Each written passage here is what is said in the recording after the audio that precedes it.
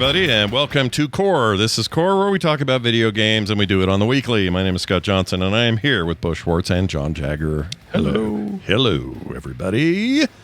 We just had a great pre-show. If you're not a patron, what are you doing? Seriously, it was really good.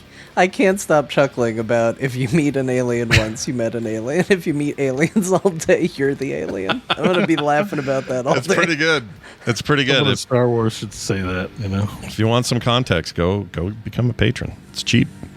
Yeah, it was a good one. It wasn't about no body functions this week. No, none at all. Although we folks will be happy about that. Yeah, we will be talking about the 80s later. We got a phone call as a follow-up to the whole 80s thing, so look forward to that, Beau. It's going to be good. It's actually a pretty good call, I think. Oh, do I got it? Yeah. So, yeah. You want to follow up on this 80s? Oh, there was so much, dude. We'll save it for the end of the show, but we got so much feedback from people. I've got a GIF ready, I think, for that. Oh, right? Good. There you go. Look at him taking on the haters. I love it. That's how Beau feels in his head. Listeners at home, that was a thing. That's Neo killing all the Agent Smiths. Yeah, it's the Agent Smith fight where Neo's fighting everybody. Yeah. I think to the rest of us, it looked like that Simpsons quote of "Stop, he's already dead." Yeah. Oh, I love that one. Maybe that's one of my favorites. Well, we're gonna get straight to it. A reminder for folks: if you is this you right here? Is you freaking out? Yeah. Oh yeah, this is me saying no, it's not fair. Yeah, you're the Agent Smith in this scenario, right? Or are you the Neo? Which are you? I think he was meant to be the Neo. I was meant to be in the Neo in the first one, deflecting all the comments, but as I get beat, I'm more like, no, it's not fair. You're Elrond is what you are. Yeah. Anyway, I also found this, which I think you might like. Oh yeah, I love this. You know, this is from that Beeble crap guy. I love his stuff. Okay. Yeah, he makes just the shittiest 3D work you've ever seen. Well, I was looking for the gift. I saw that and immediately thought of you, Scott. Yeah. So I was like, big fan of his work. It's good stuff. For those listening at home only, it's go. Sorry, we're just sharing some gifts. We'll stop as now. Go fill out the N26 Nerdtacular 2026 survey. I need your thoughts. I need your feelings, your questions, your whatevers, because it is coming next year. And I want to get as much feedback as we can before we start solidifying all of our details. Also working on an FAQ, which will help a lot of you who have questions about the event, at least what we know so far. So watch for that in a couple of days. It is frogpants.com/nerdtacular. Head over there now, and you'll be all set for that. All right, let's get into it. Guys, Mortal Kombat Legacy Collection is getting a physical collector's edition, and John's going to buy it day one. Yeah, probably. Yeah. What's in it, John? What do we get with it? Well, actually, I don't know if I'll buy the physical one because I want it on Steam. So there's two versions of it. There's like a collector deluxe edition, but then they also have a super special collectors with a K edition. Mm-hmm. That comes with, I think probably the highlight of it is it comes with a Goro controller stand. Oh my gosh. So it's like Goro with his top arms flexing and then his bottom arms holding your controller supply. That's amazing. Why? Just down below. Is this the only way to get this? That's the only way to get a PC version, I believe, is if you get the collectors. I don't believe the deluxe is available in the collectors because it's from that website that does a lot of like premium versions of the game. But yeah, this got announced. The other thing that got announced, which was kind of a big deal if you're into this. So for anybody who doesn't know what this game is, the Mortal Kombat Legacy Collection, it's not just a re-release of the Mortal Kombat games. It is that in part. But if you guys remember the Atari 50 game that we talked about a couple years ago, this is a game that's going to go through the history of Mortal Kombat. It's going to as much have emulated versions of a lot of the games, and they're doing stuff like you're going to be able to play the Game Boy version of Mortal Kombat. It's a garbage version, but you're going to be able to play it if you want, and I appreciate that attention to detail with it. It's also going to have, I think the interview I heard, they said 3 hours of interviews so far is what the current cut is for it. Jeez. Like, it's insane. It's going to have a ton of content, but a big announcement that came out of EVO is that they are putting Mortal Kombat Trilogy in the game. And Mortal Kombat Trilogy is kind of notorious.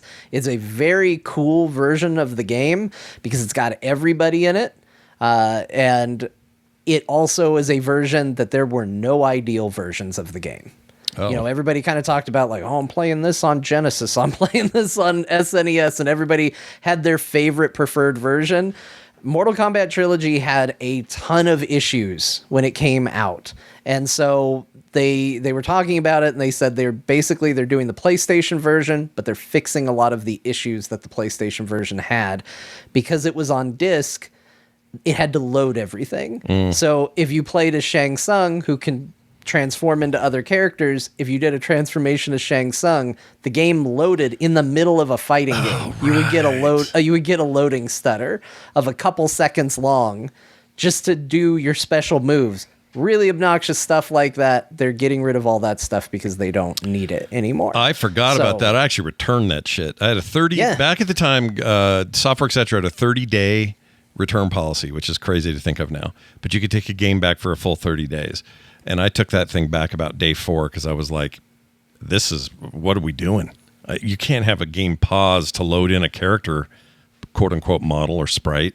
That was terrible. So yeah, I'm glad to hear that. I'm mostly excited about the behind the scenes stuff. I want to see, I know they're going to have all the uncut shoots they did of the original motion capture stuff. So, you know, whoop, whoop, whoop, whoop, whoop, jumping across the thing, kicking his legs. They're going to have they show all of those and what their thinking was behind all that stuff and have interviews with those actors and stuff. I'm very excited about all that stuff. So yeah, to me, this is maybe, and they did confirm they don't have a release date yet, but it is supposed to come out this year.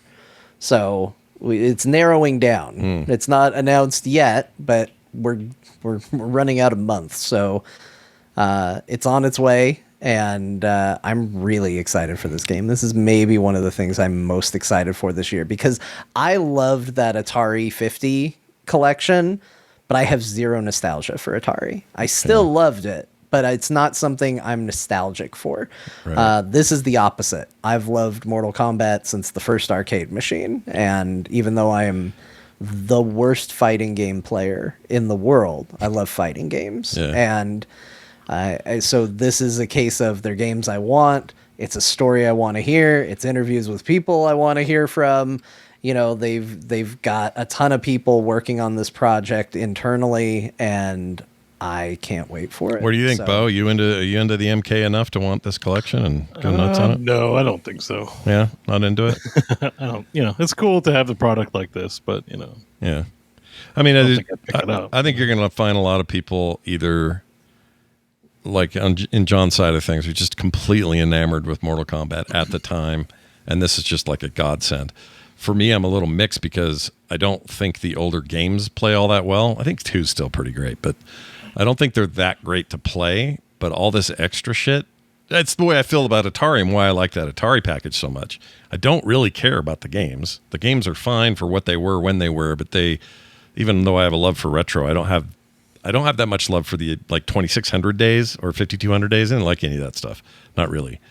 For me, it's the extras, and I think I'm going to be getting this for that. So. Oh, and they also did say another thing that came out of Evo is that they are putting in modes for people like me who really like Mortal Kombat but are bad at it, so that if you want to experience a lot of the stuff that was hidden and locked behind skill gates, there will be ways for you to experience that if you're not good at the game. Like they're still in their original form. So if you want to fight Reptile in Mortal Kombat 1, you can still go through the process to fight Reptile, but there will also be a menu where it's like, hey, you want to fight Reptile? You can try it. Here he is. Just take Go him.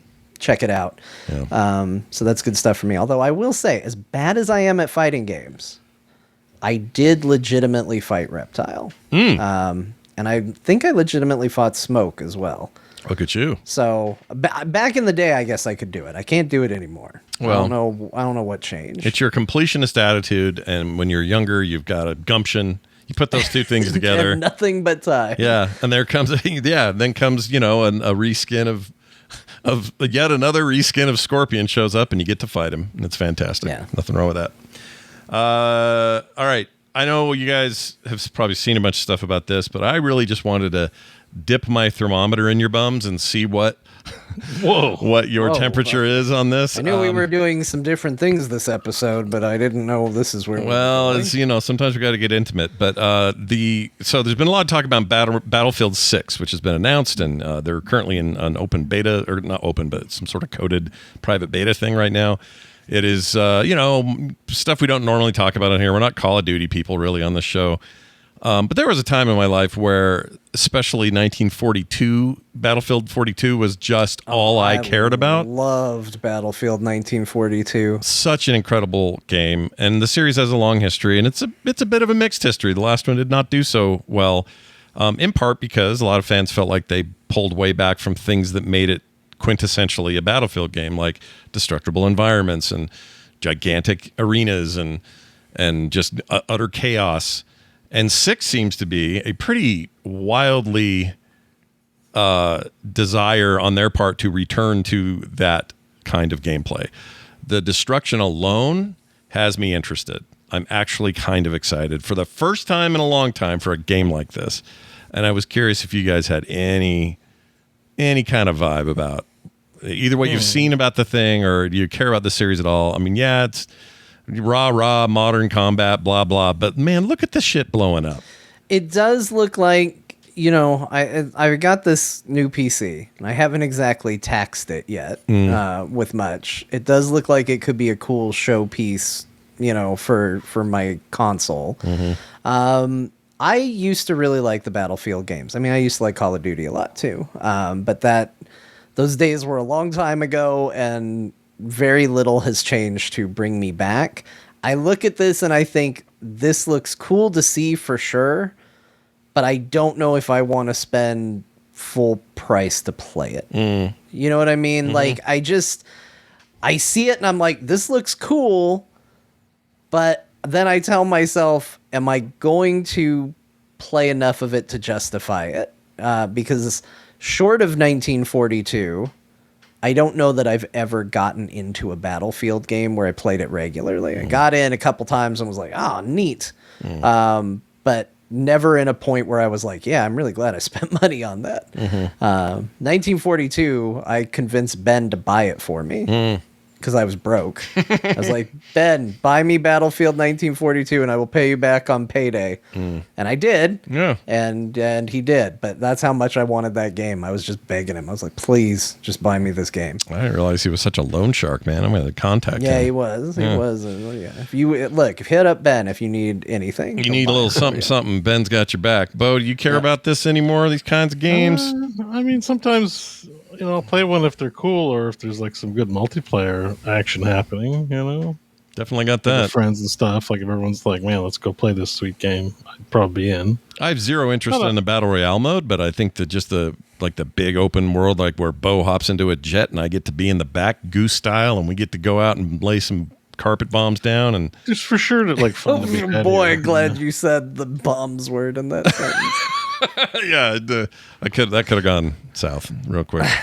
Sorry, Beau. What were you gonna say? No, it's definitely looks like pretty sick, but I don't think I'll pick it up to check it out if that makes sense. Sure. Although there is is it a free play test? There's an open beta. Apparently. I don't know if is it open? I wasn't sure if it's closed or open. I'm on the store page, available August 9th and 10th, 14th, 17th, with early access August 7th and 8th. So I don't know what the rules are. If open access is for people who've pre-bought and the open, you know how these rules are. Chad is saying open beta this weekend. Okay. That's why the queues are so bad. I keep hearing complaints that just getting in has been hard, but that's because they're heavy testing. I think there's a lot of interest in this. People are, they keep hearing, Call of Duty's adding Beavis and Butthead, are they? And it's so like, 7 and 8, you have to get an early access code by watching your favorite Twitch streamer stream it. Oh. Then everyone can get in August 9 and 10. What if my favorite Twitch streamer is currently being bashed by all other Twitch streamers for being a PUD? What if that's happening? Well, then pick a different one. Okay. I actually don't have a favorite. That Twitch streamer is probably not playing Battlefield anyway, so I wouldn't worry about My favorite Twitch streamers are right here with me right now. Aww, Look at that. same. Look at that. And I'm not playing it. I'm playing Final Fantasy. You're playing through a series of 30-year-old games, and that's nothing wrong with that. Hey, I'm on 10-2 now. Well, look at me go. Oh, I can't wait to talk about that, because I have to this day never really understood why that's a game. Or why that? What is that? Because it's so weird to me. You got 10, and then this 10-2, but nobody ever did an 11-2. Well, 11 shouldn't count, but like 12. I think it's the first time something like that happened in Final Fantasy. Kind of last time then, right? Because nobody ever did a. There's a 13-2 and a 13-3. Oh, I didn't know that. 13 got the big sequel treatment. And actually, there've been a lot of sequels. It's just the first time they ever called it the number 2. There have been little continuations of the story here and there.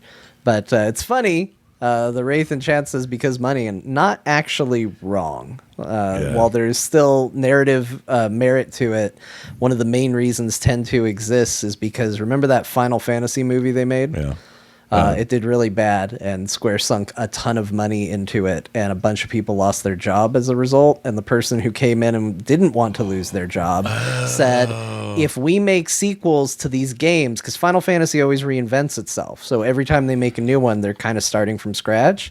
He was like, if we reuse the same world and the same assets, we get way more for the same amount of production that we're already doing. Let's make 10-2. Yeah. So 10-2 exists because of money, yes. Is it Doesn't mean people don't like it. There was more story to tell. Is that Spirits Within thing? Is that the one? Yeah. That made no money? Within. I saw that in theaters. I was perplexed. I didn't understand what the hell was going on in there. I mean, it just seemed so... It was just so... I don't know what I thought of this. Dead face weird. I didn't like it. No one did. I didn't know why it was called Final Fantasy. It seemed to have very little connection to anything Final Fantasy to me. Yeah, it was very weird. I think it might be different today. Also, be very different movie today. But I think It's not that great. No, it's bad. No, it's bad. But you could do something today with Cloud and everybody. 7 related stuff. Well, they did. Yeah, Eventually, I think that movie studio did do that. They did, and that was good. It was called Advent Children, and that was on DVD or something. But like theatrical release stuff, like a broad release, they could do it today. Yeah. FF is in a place that's never been. You could, I mean, look what happened to those damn Magic cards, let alone what you could do in a movie theater. Holy shit. Anyway. Yeah, all you have to do is make a movie called Y'shtola and it'll Oh, Giving John what he wants.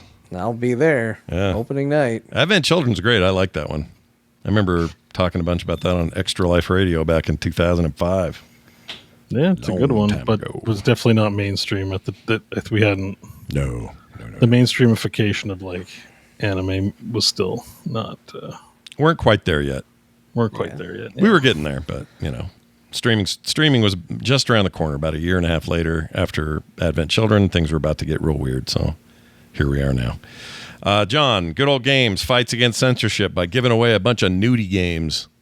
They did. This is over, so I'm sorry everybody who's rushing to GOG right now to get some free Parn games. Mm-hmm. But they did, and I just, honestly, I wanted to bring this up because I appreciated it.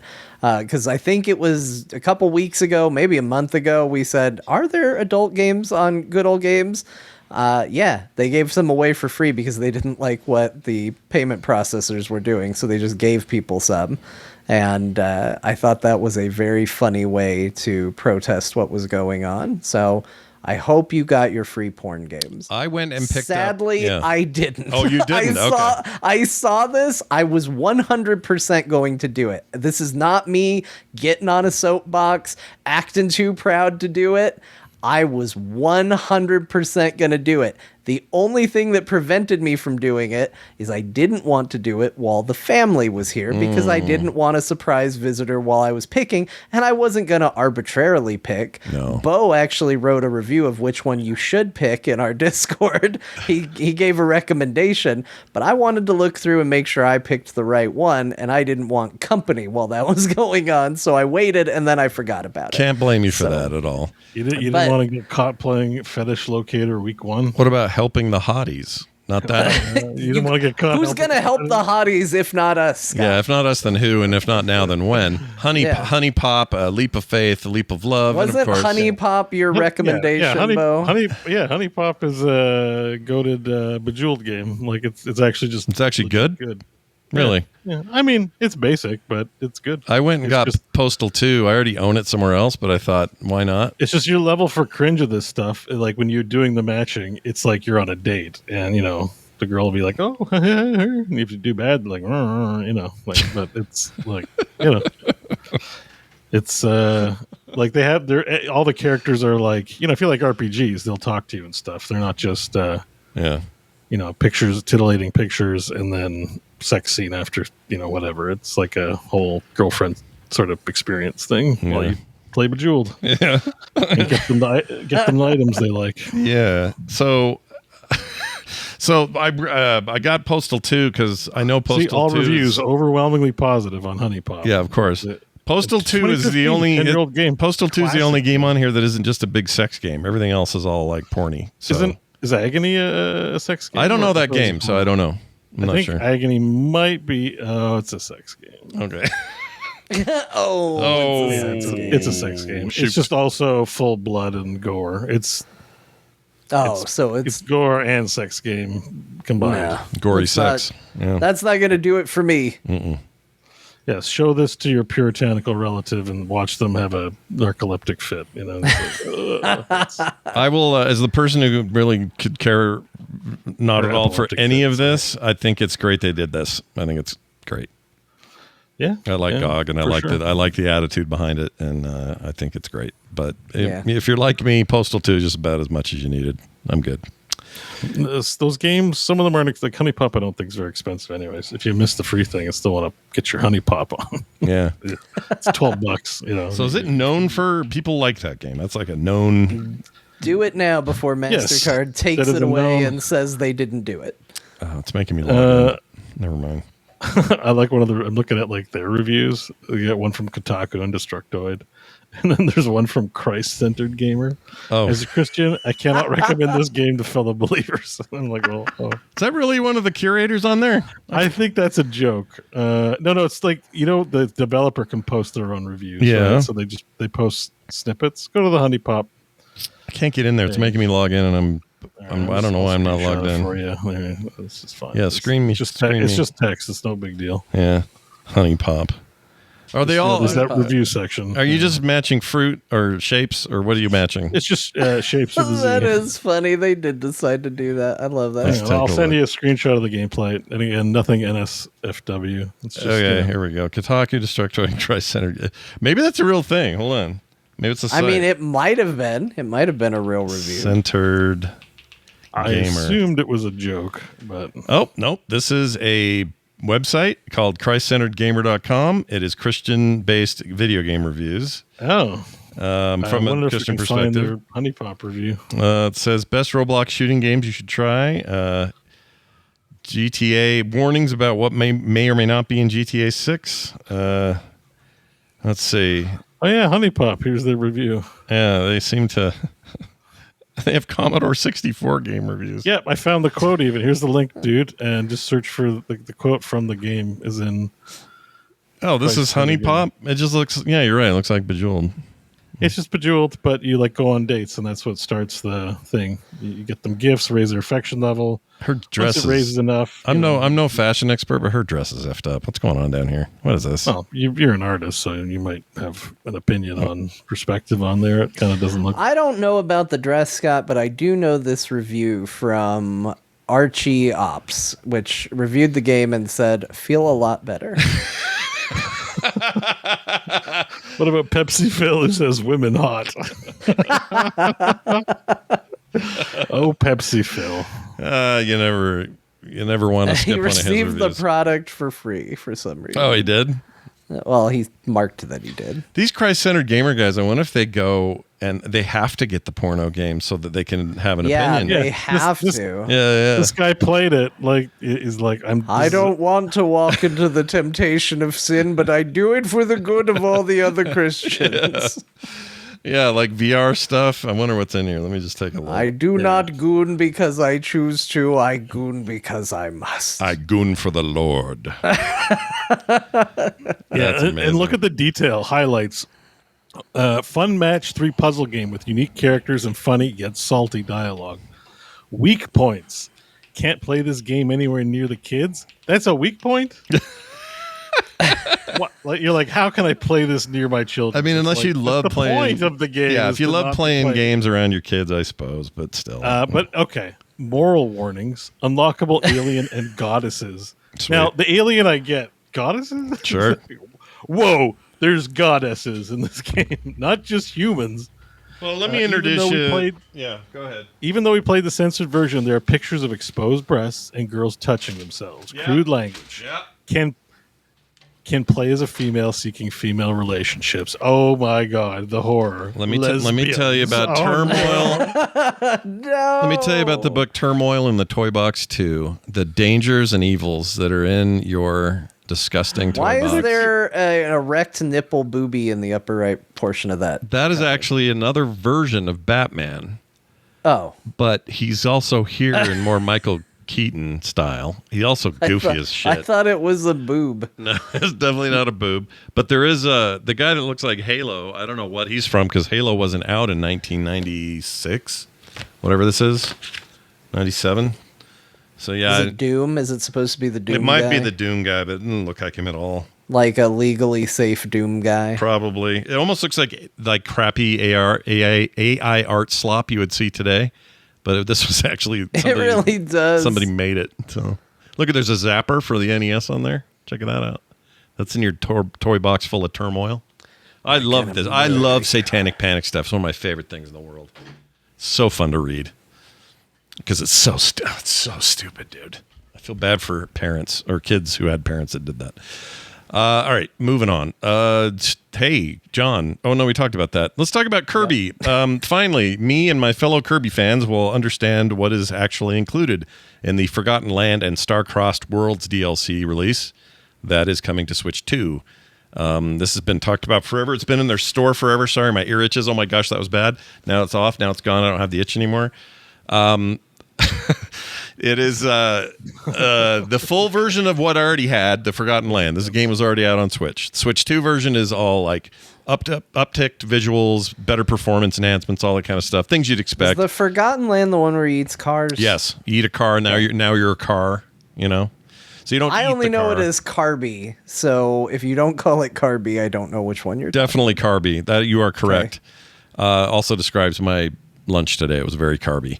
Anyway. Forgotten Land is that game. Star-Crossed Worlds is the DLC. That's all coming for $80 new if you're buying the full game. So if you're buying the full package of game plus DLC, that's $80. If you're already an owner of the previous game, for $20 I get the upgrade and the DLC, so the performance upgrade, all that stuff, and the DLC for an extra $20. But that means I will have spent $80 total in the lifetime of my Kirby consumption.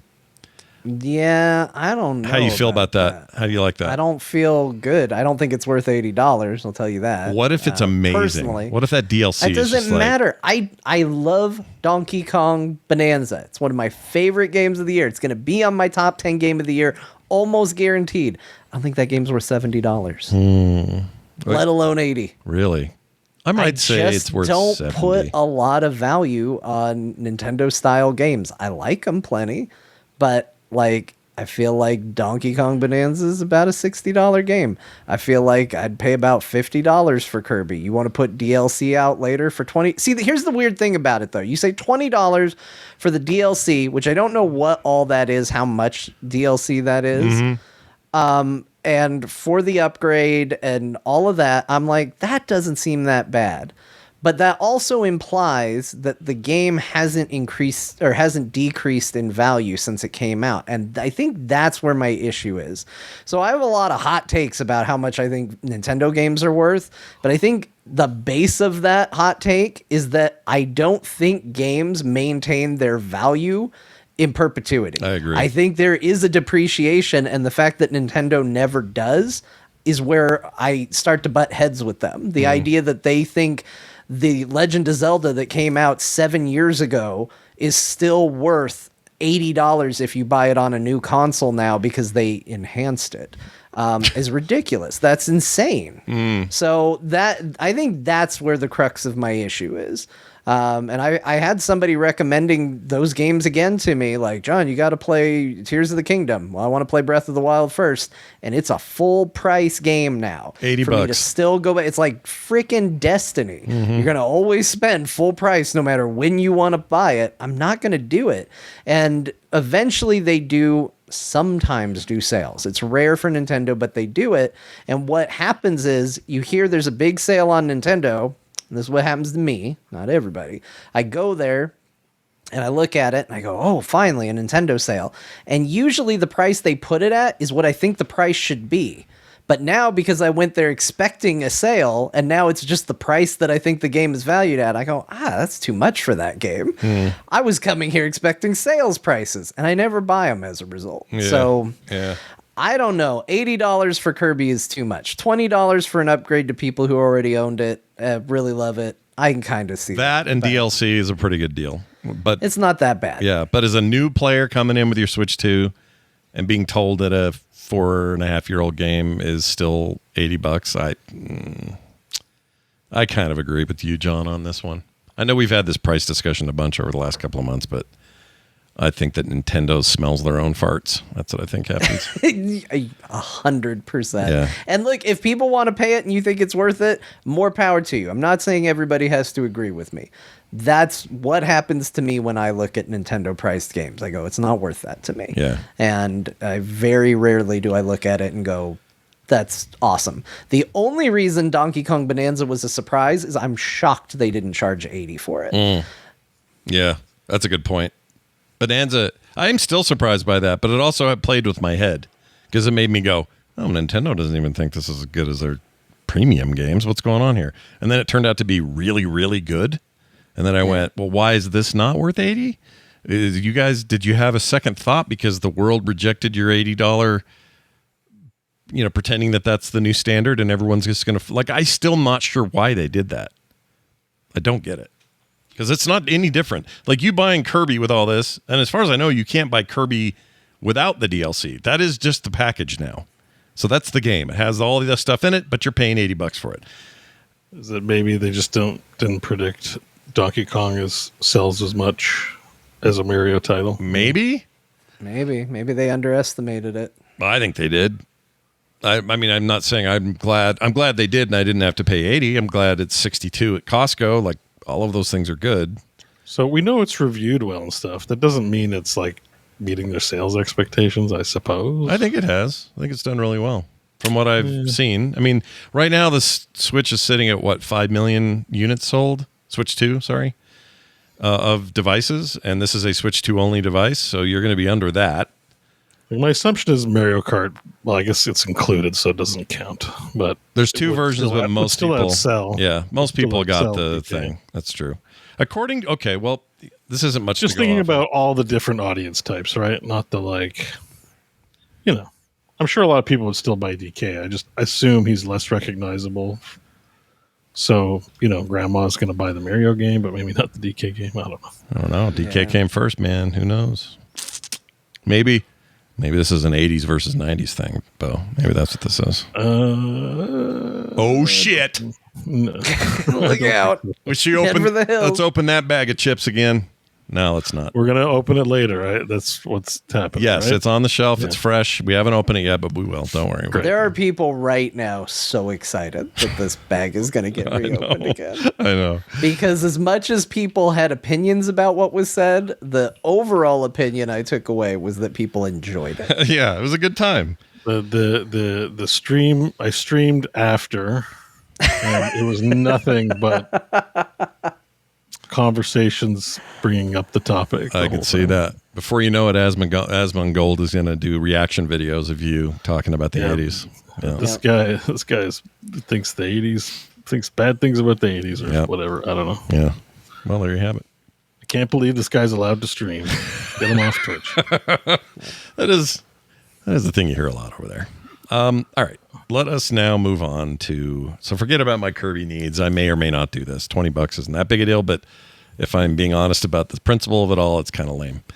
But John, they're adding Lucy from Cyberpunk 2077 Edgerunners into Guilty Gear Strive. That is a strange thing to be doing, in my opinion. But tell us more. It is, but the trailer is so good. Oh, like literally, it brings up the Cyberpunk 2077 hacking menu for some of her special moves to be executed.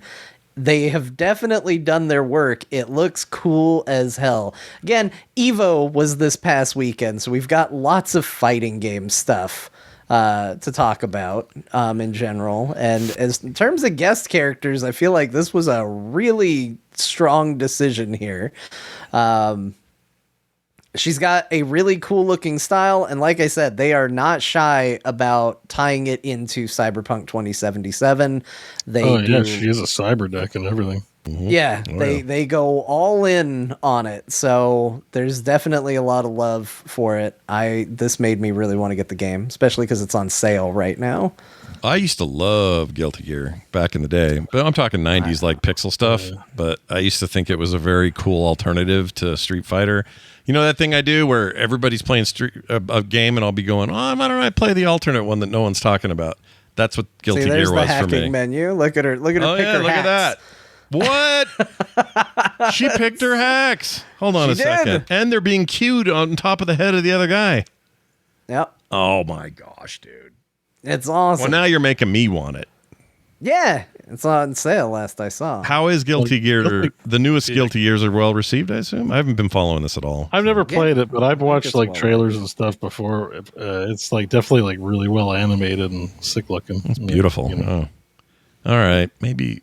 Shit. I'm not even good at these. I'm terrible at them. Me neither, Scott. That's the whole point. Oh, shit. That's the whole point. Well, that's cool. Good. That's why it's fun to watch the events and stuff. Guilty Gear Strive only $26.49. I'm sure it's like $200 in DLC heroes. There is a lot of DLC for $385 Canadian worth of DLC. I imagine you don't have to buy all. Yeah, but you don't have to. You can mix and pick and do whatever you want. You judge what's going on by this roster of purchases, and there is an adult DLC to cart, so it's. Maybe it's not on. No, it's still on sale. Yeah, $19.99 here for the standard. It's 50% off right now. Yeah, it's pretty good. A Blazing Edition, which maybe includes some of the DLC you don't have to buy. I don't know, but it's got a lot. Good Lord, there's an insane amount of DLC. Jesus. That's, I think, status quo for fighting games. We don't play fighting games, so that topic of conversation doesn't come up. But like whenever I'm browsing Tekken, Street Fighter, you name it, I always check those because like they always have a garbillion DLCs. Garbillion. What are the okay, this is interesting. There's a $45 because 40% off this bundle. $45.51 will get you this bundle with all these extra characters. That's not too bad. It just seems at a certain point, like DLC is like, when the DLC like rapidly or massively outpaces the base game, you're like, what's going on? I mean, it is an online game and stuff, but like, it's just a lot. Like, what if I like this game and I'm not just spending $30 to play it? I'm potentially spending $200, and then I go, that keeps me out of fighting games. So I'm like, well, if I like this game, I don't know. I don't want to spend $200 to play the game for a few weeks because I feel like I want to try other characters and stuff like that. It's easier not to get involved. Well, you've got other things to do. You got other things to do. Maybe the strive part of the name is for you to strive to spend more money on characters. Strive to afford it. Yeah. The thing that's weird to me is I haven't played Guilty Gear in a while, so maybe they just got a crazy roster and I'm from a different time. But like all these additional characters are the characters I know. Yeah. You know what I mean? Like when I look down the list, I'm like, oh, who are the characters? Oh, all the characters that used to be in Guilty Gear that I played. Like Bacon, like Bridget, Lewis, Jacko. Is this guy's Johnny? Name really Gold Lewis? Probably. Gold Lewis that doesn't seem crazy. Don't know who that is. Venom. Venom was Venom's one. in here? Like, well, not that Venom. Oh. This is a guy who I think he fights with like a pool stick or something. Oh, I wanted it to be that Venom. No. The one with the symbiote. That's what I want. Yeah. Venom versus Venom action. I don't want some other Venom bullshit. Anyway, it makes me wonder who's in the actual game if all these characters from Guilty Gear are your unlockable ones. Yeah. Also, I assume they're not too serious about lore, or else you wouldn't have cyberpunk people showing up in the world. They probably don't care about that stuff. Huh. Probably Gold Lewis Dickinson is that's a real name for a character. I love this. You know what? He looks like Gold Lewis Dickinson too. Looking him up. Well named. Oh, look at this guy. Oh, yeah, dude. Yeah, he's awesome. Look at him. Who are you? I'm Gold Lewis Dickinson. Oh, I have horseshoes on my fist. There's a character from a Kojima game here called Bedman. This looks like a Kojima character a little bit. This guy. He's not, I don't think. But. Well, Guilty Gear is crazy as shit, too. Like, its lore has always been nuts. This guy's awesome. Scott's got a new hero. I love him. I wasn't even going to talk about this guy, but look at him. He's amazing. Here, whoops. Go back to that. I want to pull. Oh, he's coming in. Here he is. This is him. He's here. There he is. He's going to be down here for the rest of the show, just hanging out on the core logo. Scott's got a new favorite. He's great, dude. Oh my gosh, dude. All right. Well, I can't believe you. I think I'm spending $20 on Guilty Gear Strive. Nice. Stupid. I am in the mood for a fighting game. It's kind of a weird feeling I have right now. Kind of in the mood. And I don't want to play Mortal Kombat. I want to play something over the top and dumb like this. That's all. You can play Lucy and Guilty Gear Strive. And she's a season 4. Or is she a thing I have to pay for on top of this? Probably. Yes. She's going to be a DLC character for sure. How much are they generally? Let's see, each. $8.99 looks like Canadian. Well, it depends on it depends if you're getting it a la carte or buying a pass. I'm sure she's part of a pass. Yeah. Of characters. They have a whole bunch that are like, there's a $2 one and $6 one. Additional colors DLC for $18. Seems like it's $7 for a character. Seems to be what it typically runs. There's a couple I don't know that are super cheap. There's this guy named. Oh no, those are levels. Sorry. Yeah, it looks like season 4 is what's going to probably have Lucy. Oh yeah, it says Lucy available summer of 2025, and then there's going to do 2 more additional characters. Bless you, Beau. Thank you. Sorry, I couldn't find two more additional characters as well. They have a ton of characters, and you're right, they're about $7, and then they have new stages for like $1.99. Oh yeah, those are stages. Sorry, she is the last character. Colors $4 if you want to buy some additional colors for their clothes. This is cool. I didn't know they were doing this. Well done, Guilty Gear. There's some really old, good '90s ones. Those are great games. Maybe I'll just play those. I don't know. I'll just pretend Lucy's in those. All right, Beau, what's Guntouchables? Do you want to explain that? Oh, I don't know. They're just a free game, so I thought I'd let people know. What is it? On Steam. What is that game? I don't know. I kind of installed it, but I think it's just limited time. Taking a look here. That's just free. It looks like a top-down shooter. I barely looked into it. I just was like, oh, there's a free game, $0. All right. Oh, 100% off till tomorrow. Like it's a temporary sale, till August 8th. So co-op. If you want to play a game for free, it looks like a top-down shooter. Reviews are pretty good so far. They're really good. Obviously it's free, but I'm only seeing. Oh, there's a lot of reviews. Yeah, this says 2 on the thing, but it's not. It's cached. Free for the first 24 hours is hot.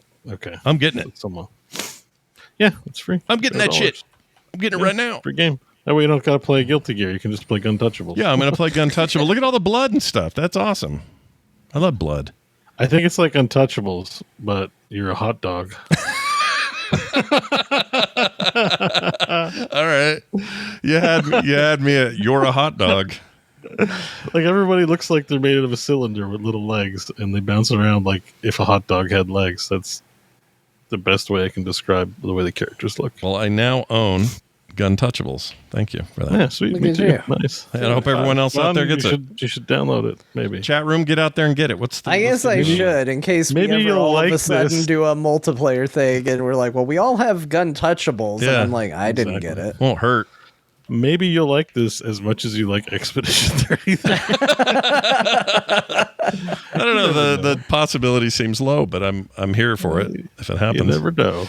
Never know. John, finally, Fortnite adds more Halo and more Mighty Morphin Power Rangers. I have a question about the Halo models, but I'll let you tell us what the news is first. Yeah, I brought this up because I think it's a trailer everybody should watch. Fortnite, not uncommon, adding references to other things.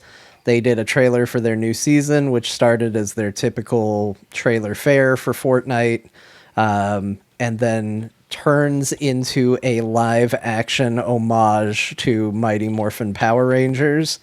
As I said in Discord, they are farming my demographic. I understand this, and I'm 100% okay with being farmed. I'm more than happy as long as this content comes out. They went full live action. They've got the Red Ranger spinning around with a minigun, shooting everything. It is glorious to see. It's you know, I've seen Fortnite trailers before. This is the first one that actually got me hyped up. It's because their new season does have a battle pass that includes... the battle pass itself includes the green and white ranger, as well as a new Halo Spartan, like a lady Spartan, because they've already got Master Chief in there. Yeah. And then, you know, your usual... mishmash of Fortnite characters and whatnot in there. But my understanding is that tomorrow they're putting the rest of the Power Rangers in the store. So it's not uncommon for them to do that. They put the big bulk skins in the store. You can buy them. But then the rare ones that people are going to be like, ooh, I want that, they put behind the battle pass. So all of the base level Rangers are going to be store-bought items, but the Green Ranger and the White Ranger and the Battle Pass for this season. Okay, no one's talking Pink Ranger, and I'm upset about that. What's going on with that? Where's she? She's going to be in there. She just wasn't in the trailer. I don't know why they only did 3 Rangers in the trailer. Amy Jo, whatever her name was. I had a crush on her. I think a lot of people did. Yeah, what was her name? Amy Jo Johnson. Jo Johnson. I should remember that, right? Yeah.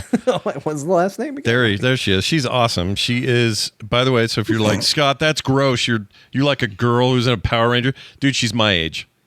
Okay? Calm down. I was a lot younger then. Yeah, it's weirder that I like her. It's weirder that you like. You're like, it's like liking your great aunt or something. That's what this is like. But anyway, no, a little different. A couple key differences there. Yeah, she's just an older woman, not related to me in any way, shape, or form. So a little different. I think she's still an absolutely lovely woman, and if I look as good as her at my age, I wouldn't be here right now. If you know what I mean. I don't know what that means. Okay. I don't think you know what that means. I don't even think I know what that means. Yeah, she's great though, and I hope she makes it in there. Although I don't think it doesn't. It's not necessarily her as the Pink Ranger, just the Pink Ranger. That's it, right? Yeah, I don't think it's the actual characters. It's just the Ranger suited Rangers. Yeah. Yeah. There's no people. Yeah. Which I don't know. Maybe that's for the best, considering some of them are... Scott's like, if you would have put Amy Jo Johnson in Fortnite, I would have played it. Sign me up. Sign me up. It might be for the best, considering some of those actors are no longer alive. I believe some of them are in legal trouble. Like the Green Ranger. I like to think of like a Fortnite that Scott would like, because Scott's always into like character actors and has like nuanced taste. Imagine if they're just like, and this week it's Michael Wincott. And it's who's the guy you're always loving that's in everything? I like everybody. I love character like actors. So what is like? Is he like JT Walsh? Kind of that era. He's in everything. You love it when he's in something. Oh, he's in, like Dick. Start rifling off your favorite character. Scott does love Dick. He has red hair and is like has a big range.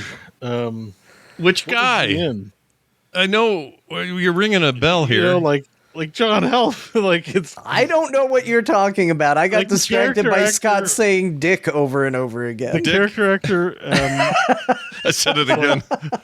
It's not Scott won't stop saying Dick, and it's chat room completely distracted. It's not a guy named Dick. It's like Dick Miller.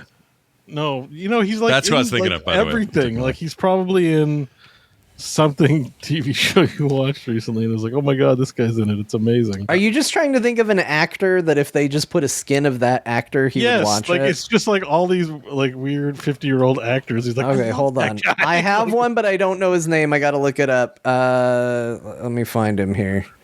Character actors. You say he's got red hair? Yeah, Stephen Root. Oh, Stephen Root. Oh, Stephen Root.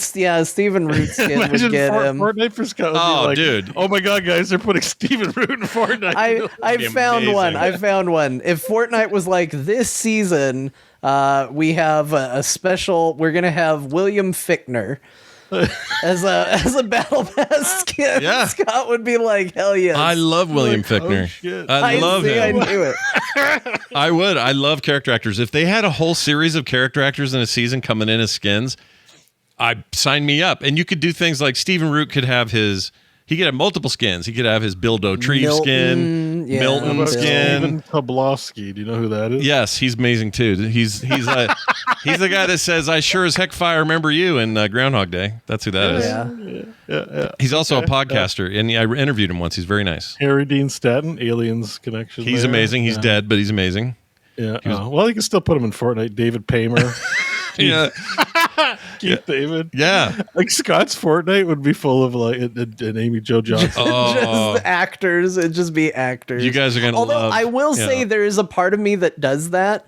Like I got the Mr. Fantastic skin off of the current movie because I was like, well, I have to have a Pedro Pascal skin in Fortnite. Like to me, it was less about, oh, I need Reed Richards. And it was more like, well, this is the Pedro Pascal skin. Does it look like him? By the way. Yes, it looks like him. Like, I mean, it looks like a Fortnite version of it. I want you to look at this picture, by the way, that I'm going to post in Discord. Excellent. Okay, anything about the actors in the top row? I like all those guys. Strikes you Isaiah Whitlock's awesome. Than the others. Lance Reddick's awesome. Christopher Lloyd. Something that jumps out as different as the others. That makes this row really funny. Talking about Danny Trejo? Yeah, Danny Trejo. What about him? So I was watching. I'm like a Hell's Kitchen watcher, even though I know it's terrible. And my mom and I sometimes, just for family, spend some time. You don't have to justify it. I like it. It's just fun. So Danny Trejo's in one of the episodes, and the guy is like 4 feet tall. I don't know if you knew He's that. Very short, yeah. Yeah, and looking at this photo, clearly also emphasizing the fact that he's shorter in the photo. No, it's comical because we were both like, every time I've seen him, he's a badass gangster. Like they make him seem bad. Like seem like he's massive. Oh, that short psycho cartel guy, Danny Trejo. You're like, oh my god. Well, until they cut off his body. Well, then he's just a head. Yeah, then he's just a head. But like, oh, that's right. I was shocked at how tiny he was for what. And like, this is not unusual in Hollywood. You've got like your Tom Cruises and stuff like that. But like literally, this probably everything you've seen him in, he's definitely standing on a box. Like I've never seen him in a movie where I'm like, oh, there's that short gangster like in the movie. I had no idea. I was so shocked. He's 5'6". Although as Chad points out, he's taller than me. Yeah, he's 5'6". It's kind of right up there with the average 5'8", 5'9". He's in movies where I assume I'd see his whole. You know what I mean? Like I just feel like when you see someone, you're like, whoa. He has an imposing tall presence and aura. But look at his photo here. He looks slightly taller than me. Yeah. He looks like I was like, I'm not even going to cook you, Pendeo. I'm just going to eat you right now. I'm like, oh, get away from me. Oh, wait, you're so short. Never mind. I'm going to see with someone. I'm going to do is see if I can get an image of this, of what the comparison would be to me. Because if I stood I'm next to not him, short shaming. I'm just shocked he's that tall because it would he plays be like characters. Me to you, Scott. He's only a couple inches taller than me. He's only 2 inches taller than me. It's like he doesn't play characters that like plays larger than life characters that seem like they have the body. Like I would have imagined him having maybe not the tallest, but an imposing physical presence. And he he's older too, so I think he's lost weight and shrunk a bit. Yeah, we all shrunk a little. He's in his 70s, I think. Yeah, but like I was just shocked at how short he was. I was like, oh. Well, there you go. That's not the impression I got from all the media I consumed with him in it. Well, you go watch yourself a 2-hour movie called Desperado, you will assume that Danny Trejo is 7 foot tall and has blades strapped all over his body. Yeah, I mean, I don't remember the movie that much, but I saw Machete. Machete. Yeah. He's like a psycho killer guy that goes around, and I'd be like, I just not picturing, Yeah. That's not how it seemed presented anyways, from what I remember. Topher in the chat says he saw Danny Trejo on a Property Brothers show and he was fixing up a friend's house next to a 6'5" or 6'5" twin brother, not his twin brother. Does he have a twin? Well, if he does, he better not be 6'5". That wouldn't be very twinny. That would be unfair. Yeah, well, they don't have to be identical twins, but you know. I would right, be could be mad fraternal. if I had a twin brother and he was super tall. I still say the best thing you could have seen at BlizzCon walking around was me and John just going places, because John is shorter and I'm tall. I don't even think about how tall I am, but I'm kind of tall. I think about it when I'm trying to keep up with you, because you move at a clip to try to not get stopped by people, which makes sense because it happens. It happens. People will stop you, so you move at a pace when you need to get somewhere at BlizzCon. Yeah. But I have to take like 3 steps for every one of yours. Yeah. So like you're booking it, and I feel like I'm damn near sprinting. So everywhere we went, you'd be like, "All right," you'd sit down, fine, and I'm like. Well, plus I got like con energy that by the end of that day it's gone. But early on I've got like some weird energy I don't even know how I'm tapping into, so that helps. My wife complains about the same thing though. She cannot keep the stride I keep, so if we're at a mall, she's always pissed at me for walking too far. And I'm like, I'm taking normal steps. She goes, yeah, but your normal steps like 2 of mine. So we have this conversation every time we go anywhere like that. It's hard to keep up. Yeah, it's hard to keep. I got to remember it, I guess. Effort. I take 3 steps on a stairway. Just kidding, that's not true. All right, well, that is going to do it for that. We're going to take a break. When we come back, no Dear Martha this week because, as promised, Bobby Frankenberger's swinging in with an instance update on what's going on with World of Warcraft. Guess what's coming? Brand new expansion, a pre-order bonus that may annoy some people, some keystone changes, some bank overhauls, some other cool stuff. It's going to be great. The visitor. It's a big deal. It's a visitor. It's a huge deal here on the show. Happens on Core. Exactly. Oh my God. So it's going to happen right after this break. Get rid of Goldwaith Dickinson. I'm gonna stop saying dick for long enough while he's here to not say dick 50 times. So anyway, that'll be great. We're looking forward to all of that. That's coming up in a second. Please stay tuned. We'll be right back. And we're back, everybody. Thanks for hanging in there. It's good to have you all back. Like I said, we have a special guest today. We may as well get right to it. What do you mean there's lore in this game? Yeah, that's right. There's lore in this game. And how do we know that? Well, one, Bobby Frankenberger, host of the All Around Science podcast, as well as the occasional Instance podcast, when we had a season of that going. And he shows up on TMS all the time. A big-time WoW player and a guy who knows exactly what's going on right now in World of Warcraft. He's here with us now. Hi, Bobby. How's it going? Hi, how are you all? We're very good. Hello. Good to have you here, man. How's it feel to be in the little chair over there?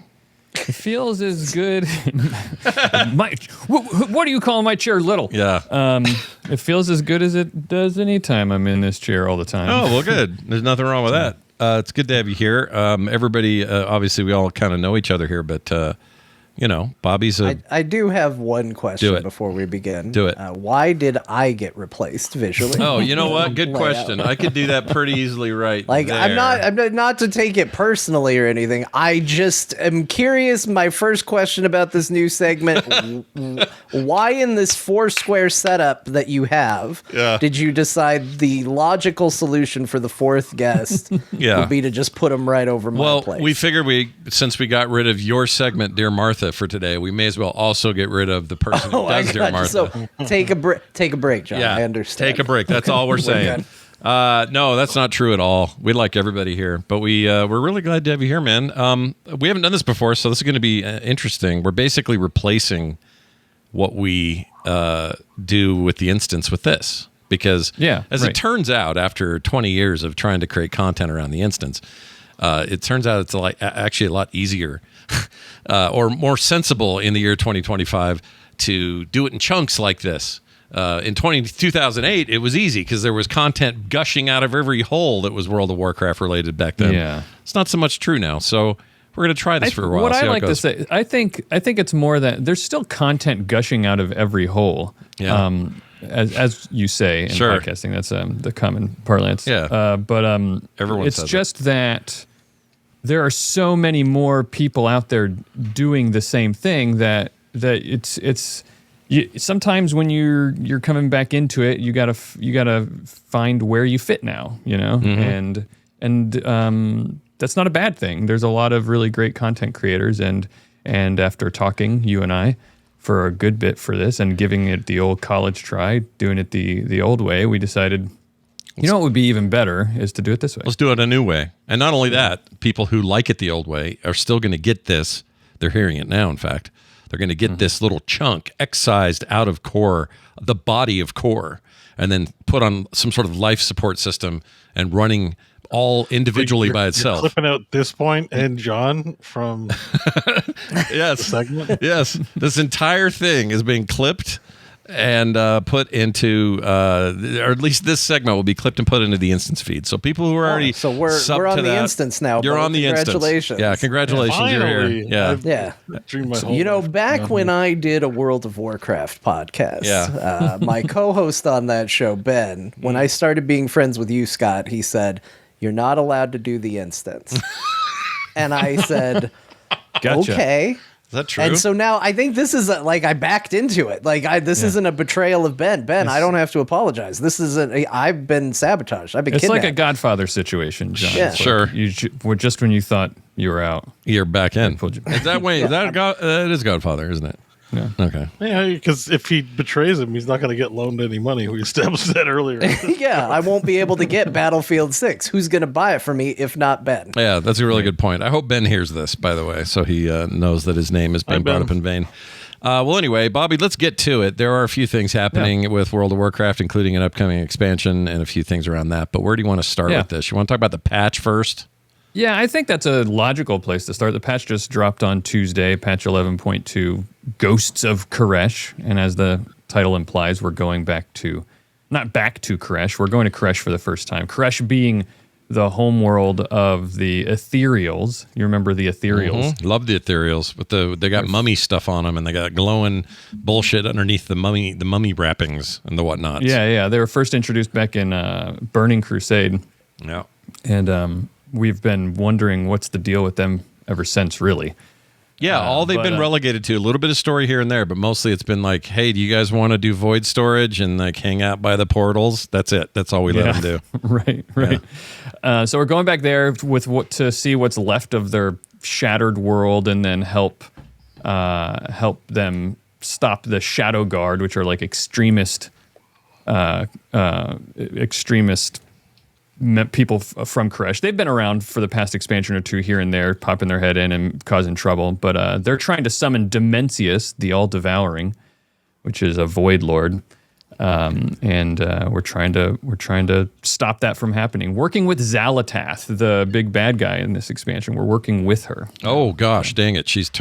We've had to turn a corner. So okay, I've been out since I think December or January. I haven't played very much. For a whole bunch of reasons. We have to get into those reasons. But or maybe I was up till February. I don't remember. Whatever it was. So I don't know when that turn happened, but this represents the crescendo of all of this, right? We're done. This is the final and big third major content patch of this expansion before. Yeah, this is supposed to be the final bit for the opening chapter of. It's really confusing, right? Since they're doing like different acts and different. In the whole war with like the World Soul saga, right? This expansion is the first chapter in that 3-part saga. I'm using a bunch of words that mean chapter. All right. Saga, chapter, section. But you whatever. know, each of the chapters is broken up into patches, which also tell parts of the story. But this is the end of that. The War Within was the first part of this 3-part saga that they're telling the story of, and then the next one is going to be Midnight, which we'll talk about in a minute. And this is sort of closing that out. And you were saying you don't know when that turn happened with Xalatath becoming Xalatath's, I guess, ally. Yeah, she's becoming our ally. That happened in this patch. Like you have to get part of the way through the quest series of this patch to even learn that. Of course, everybody already knew it because it was spoiled, and they were kind of talked about it a little bit, or at least hinted at it. But that's what we're doing is working with her to try to stop this Void Lord from being brought into the world, because presumably first is Koresh, then is as is with everything in World of Warcraft. No matter where the threat is, it's always coming to Azeroth next. Right. And then they go, champion, we need you to freaking get over here and do your stuff, champion. Well, Xalatath goes champion, and I go, ooh. Do you? Do you like? Are you a fan? If that's how you are, Beau, she really likes to play on your lust for her. The storyline, without spoiling things, she calls you my champion. You become her champion. Ooh, she says it just like that too. It's creepy. But I don't know how I feel about that. So the name patch features, I want to just real fast rattle them off because I think, like I said to you, Scott, offline, there's a lot of stuff with this patch, and I don't want this segment to be about like, let's talk about all the features. If you want that, you can go to Wowhead and read all about it. Sure. But we're returning to, so it's going to Koresh, but the other place we're returning to is Tazavesh. You may remember Tazavesh, the Veiled Market. It was a mega dungeon back in, was it Shadowlands? Shadowlands. That's sure. Right. That's why this looks familiar. Okay. So instead of raiding it or attacking things in it, you're actually, it's a hub now, city. You go in there and there's a new faction, the Koreshi Trust or the Koresh Trust. It's a bunch of all the different cartels of the ethereals, which are a cartel, and then you've got the brokers, who it turns out Venari. Why am I messing up the name? Venari. Yeah. Thank you. Venari, the broker that we hung out with in Shadowlands, she is also one of these people. Turns out all those brokers were one of these people from Koresh all along. And there's just a bunch of different cartels we're working with. You get a legendary cloak called the Rishi Wraps, which are apparently this item of power that the ethereals were used, at least the high-ranking ones, and you go around trying to find them to make this cloak that helps you turn into energy, which is the only way you're supposed to be able to get into the Mana Forge Omega, which is the raid where Dimensius is being summoned.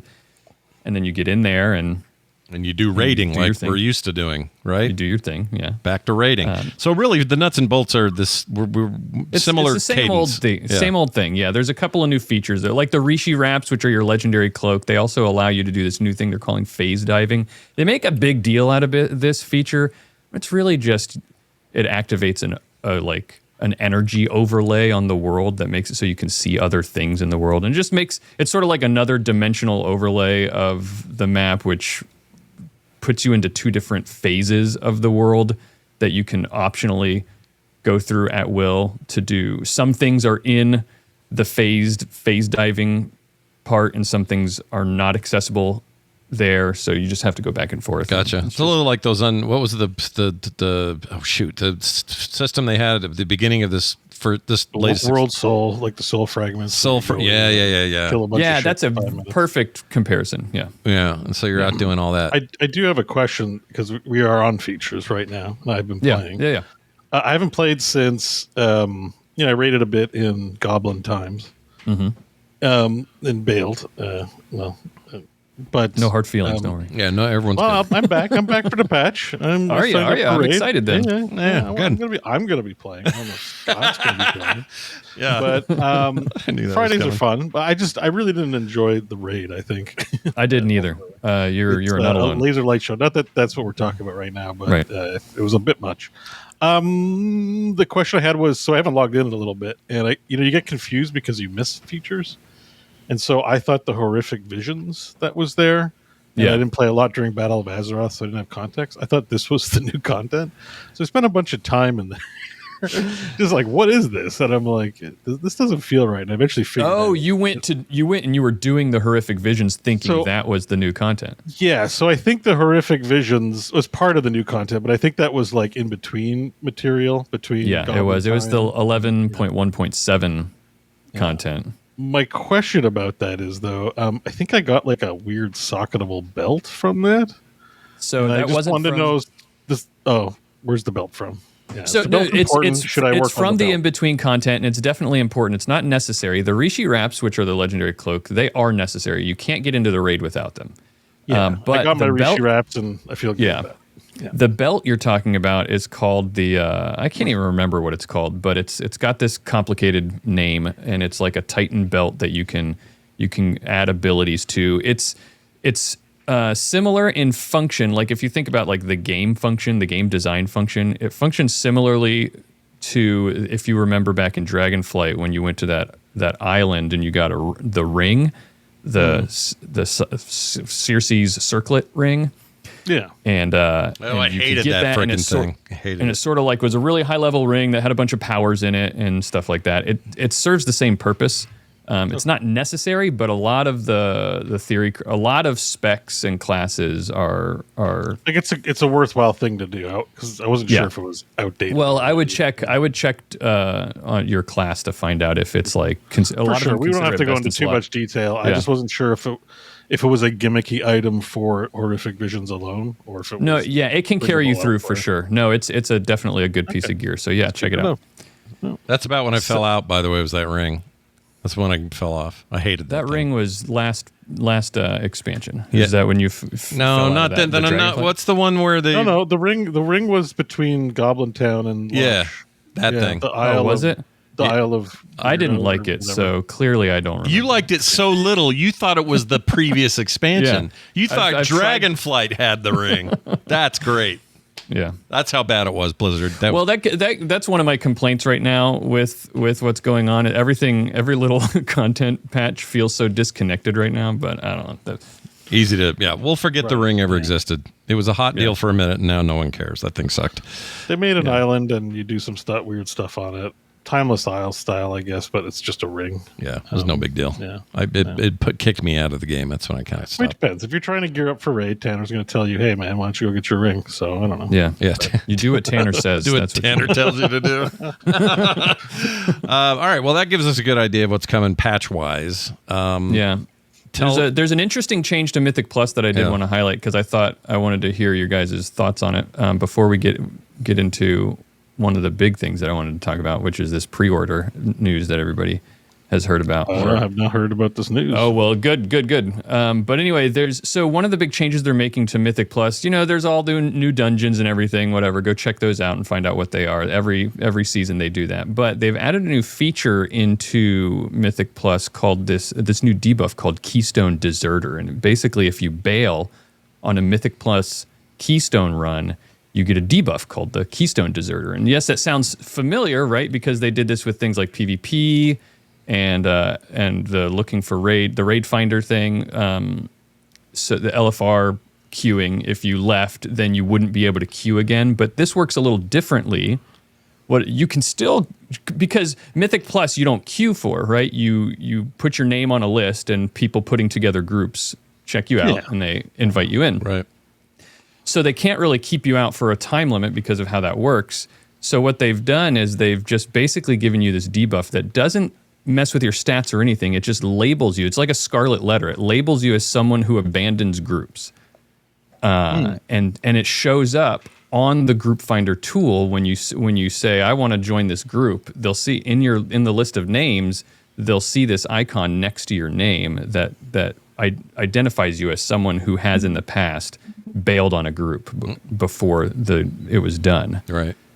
And so that's a really interesting feature, I think, that they're hoping, I guess, is just going to cause social pressure for you not to abandon these runs. So is this part of the pre-order? Or? No. This is in the game now. Oh, okay. They just added it in this patch. Is the single button play rotation thing also in right now?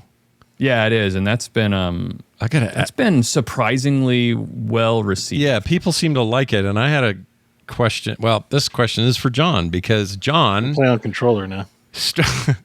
John you strike me as somebody who would have recoiled at this if you were playing WoW right now actively. You would have not liked this idea, or maybe I have it backwards, and you would love this idea. But the concept is. They basically took a popular mod. I forgot the name. Bobby, do you remember the name of that mod? There was a mod that was there's a mod called Hakili. That's the one I'm thinking of. Yeah.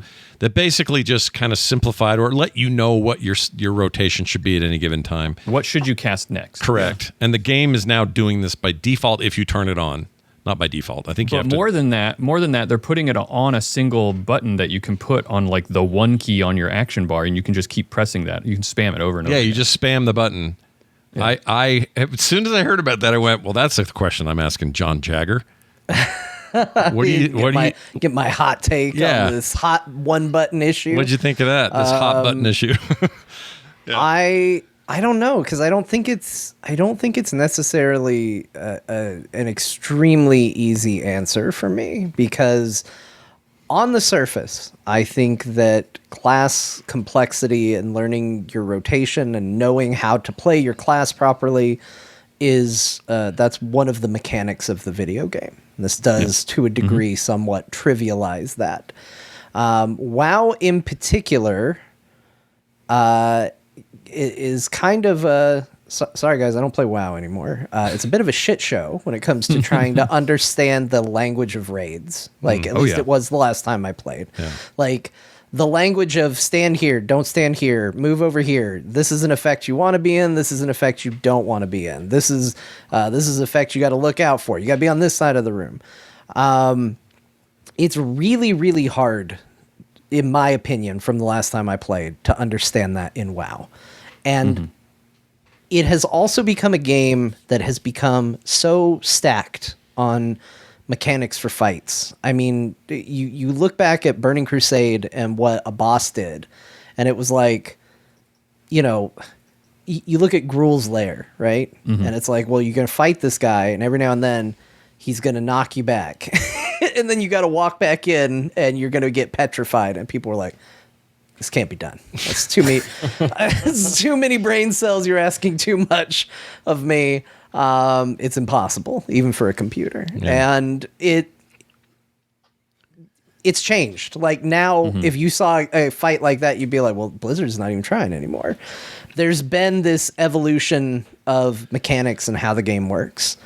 And I don't think it's necessarily a bad idea if you don't want the rotation to be the challenge. If you want the challenge to exist in another area, I don't think it's terrible that you do that. It's obviously got good like accessibility features too for those who just straight up don't have the ability to. Yeah, and again, here's my philosophy on accessibility features.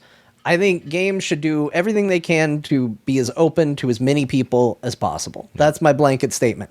I don't require these features. I'm not an expert on it. I can't speak to it. Right. If you want to hear a take of someone who's going to use accessibility features, I'm not your guy. So obviously, if it helps in some way with that, great. But speaking from someone who doesn't need it or interact with it, that's not the perspective I'm going to tackle it from. Right. The MMO I currently play, Final Fantasy XIV, everybody knows it. That has a game where the mechanics of a raid and boss fight are more of a dance. There's a bit of a memorization to it. And the difficulty curve in that is the harmony of knowing your rotation in conjunction with the dance of the fight. WoW is not that synced up. It's not that much of a rhythm game, to kind of phrase it dismissively. It's a little bit more complicated, and I think if they want to take the pressure off one aspect of the game to put focus on the other, I don't think there's necessarily anything wrong with it. But, Scott, you're right. I hear it, and I go, like, what are you doing? Yeah. I think that's what most of the community's reaction was. And, well, I shouldn't say most of the community because I don't know the real demographics of the community. But, you know, casual versus raiders versus hardcore raiders, all that kind of stuff. But I think a lot of the people who were being vocal about it, that was their reaction. But you're seeing a big shift away from that. There are a lot of raid teams that are now really asking people and encouraging people to use this one-button rotation as a raid leader. And I can see why, because as a raid leader, I know there are so many times when we're progressing where I have to drill into the team like, guys, we're not worrying about your DPS right now. Don't worry about your rotation. Just look at what's on the ground and figure out the mechanics. And this kind of allows them to do that without sacrificing their DPS. Yeah, WoW is a Souls-like now.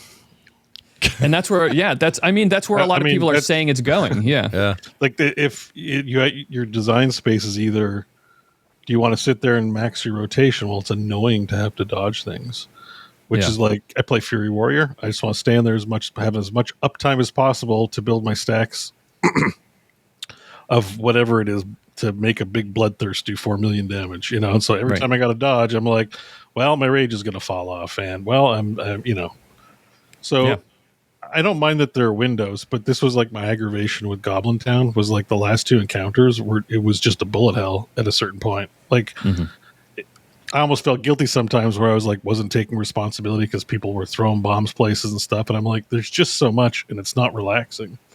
Yeah. But that thing you're talking about raid teams like requiring one button use, it's a concept from MOBAs. It's the burden of execution. You know, if you have a fancy hero like Kel'Thuzad that has high risk of failure because you got to combo a bunch of pieces perfectly to get a kill, versus, you know, you play Greymane and you press one button and you eat their face off. You know, if you're playing like in a competitive setting, or, you know, even if it's casual but semi-competitive, which Heroic is kind of like that, they're tough encounters, you will go for the reliable one rather than fancy play syndrome. And so that's not a problem with controls. I think single button is fine. It's like a design goal. Are you a Souls-like, or are you, you know, an aging MMO? Because I had this problem with Classic. With Classic, when they did Season of Discovery, I was like, the new content, super psyched, and it felt like modern raid in Classic with like just how much instructions there were. And I'm like, I kind of just want, what's that guy's name? The meat hook guy or whatever. I just want to pound something with the deep health pool. Who's the deep? What's that guy in Nax? Oh, Patchwork. Yeah. Patchwork. Oh, Patchwork. I'm pretty happy getting together with some friends, doing 8 patchwork fights. It's not the most engaging, but like, yeah, I'm not looking. I don't have anything to prove, so I'm not like. And I think it's pretty clear that the developers are rethinking how raids are designed, because of the fact that they're also, you know, there's a lot of talk right now. Ian Hazakostas has been talking about how they're working on making changes to the game that will make a lot of add-ons non-functional, because they're trying to say, not that they hate add-ons, but they don't like they're finally coming around to what everybody's been saying and saying like, look, we get it. Add-ons are in raids are more or less necessary, especially if you're going to be playing at a higher level. So, and we don't like that anymore. We don't want those to be necessary. And so they're realizing, well, the only way we're going to be able to change that is if we wipe the slate clean and we say, now that you can't use them, now we're forced to design better encounters, you know? That's interesting. It seems so. Yeah, I think that's a good thing. Well, you look at who are the worst people on the raid team. Again, my opinion, but it's the person who. I appreciate Scott taking responsibility as the guy who had the talent that auto taunted with the shield up. Yeah. The whole time, and Bobby was trying to figure out why he was losing threat. That was one of the most precious moments. I'll admit it. It took a long time for us. He's like, let me look at your talent tree. I'd never tanked before. Why did you take that talent? I don't have any excuses except I never tanked before, and some of that shit I just learned as we went. It was an honest mistake. Yeah. But I think that's fine. Like, to me, the people that, in my opinion, are the worst people on the raid team. It's the people that do absolutely insane DPS because they've got their rotation down to an art and die in the first 5 seconds. So they have a really high DPS at first. It's like a sprint and then an instant stop. That's terrible. And then the counter to that is the people who do no DPS and have to be carried by the other people that are doing it. Isn't that what you do? No, for trash, yeah. I'm not going to fight trash for you. Yeah, you didn't bring me into the raid to fight trash. Yeah, you brought me into the raid wake me up when the big show starts. You told me to come to the raid to fight bosses and get loot. That's why I'm there. Yeah. I didn't sign up for trash. It's not in my contract. Sounds like I'll be in my trailer. If you want to pay me to fight trash, I'll take it. If you want to give me the items that drop from trash, I'll take it. I'll help you fight it. But I didn't sign up for this. I signed up to fight bosses. What's great about Bobby's comment about I'll be in my trailer? His trailer in this case is the giant corpse of the guy we killed last. Yeah, so you can't find me. No, just hiding in there. I want you to think I'm fighting the trash. Yeah, no, I get it. It was always clear to me, and I still wanted you there. So I don't know what everyone's problem is. Because here's the thing: if you're not on the DPS meter at all, they don't catch you. No, they don't even notice you. If you just pretend, everybody catches you. Why is your DPS so bad? Because you're down there at the bottom. But if you don't hit it at all, you're not there. You might as well be invisible. You're a yellow dot nobody's paying attention to in the other room. Yeah, that's right. Rogue thinking through and through. Yeah, for sure. That's 100% right. That's exactly right. Well, interesting. So, all right, now we got to get to this pre-order thing. People are losing their shit over this. For good or for ill, whatever. Pre-orders are often peppered with incentives. This just feels like one of those. I'm not surprised by it. I'm a little bummed by it, but it's fine. Like, people will have it soon enough. But they're tying it to housing. Bobby, explain. Well, so to be clear, pre-orders are not available right now. Can't get this them was yet, a leak. Yeah, this was a leak. It was more or less confirmed by Wowhead. I'm always very skeptical of leaks, but fortunately, Wowhead I trust, and Wowhead says that they confirmed that this was happening, which was basically some people were logging in when 11.2, the patch was live and people could log in. Some people were logging in and checking out the store, the in-game, and seeing pre-orders for Midnight, the next expansion. Yeah. And then one thing that they noticed was there's a lot of features available and everything, but one thing that was noticed was that housing, the big feature that everybody's excited about, World of Warcraft housing, was going to be available to early access if you pre-ordered the game. And if not, then presumably you just have to wait until it's live, right? What was the thing in the current expansion? There was something in pre-order that was like this. Was it just playing early? So it wasn't. It was the 3 days, getting to play 3 days early. That's what it was. Literal early access to the expansion, which they're deciding to do again with this next one. I think we kind of all thought that that's what they were just going to keep doing from now on. Do you think the cake will be more cooked this time? Because it's the biggest beef I had about that launch. Fine, have people pay for early access to your game, but they weren't done. There was shit missing, like large chunks of stuff missing from the game that was supposed to be early access available until those 3 days later, whatever the days were. And then suddenly that day, when the general public can get there, all those things are there. That was skeevy. I did not like that at all. And I understand they were just, under the gun, behind the eight ball, all the phrases you want to use. But I just don't think, if you can't be there day one on your early access, then why don't freaking do that? Yeah, there was a lot of blowback from the community about that. We talked a lot about that when it happened, and hopefully they've learned their lesson and that won't happen this time, but who knows? Who knows? We'll only know when it happens. But housing early access is coming. You can pre-order the expansion, and when it drops, you'll be able to get it. Now, that, for a lot of people, confirms what the community has been speculating, which is that housing will be available. So a lot of times, new expansion content is available in the week or two leading up when the new pre-patch comes live, right? Like whatever 12.0 will launch before the game actually launches, and that'll include a lot of the mechanics changes, a lot of the new systems and stuff like that. So a lot of people, you would expect that housing might drop there, but people are feeling like that this is confirmation to them that housing is going to be even earlier than that, which is something that people have been speculating based on looking at the roadmap for World of Warcraft for 2025.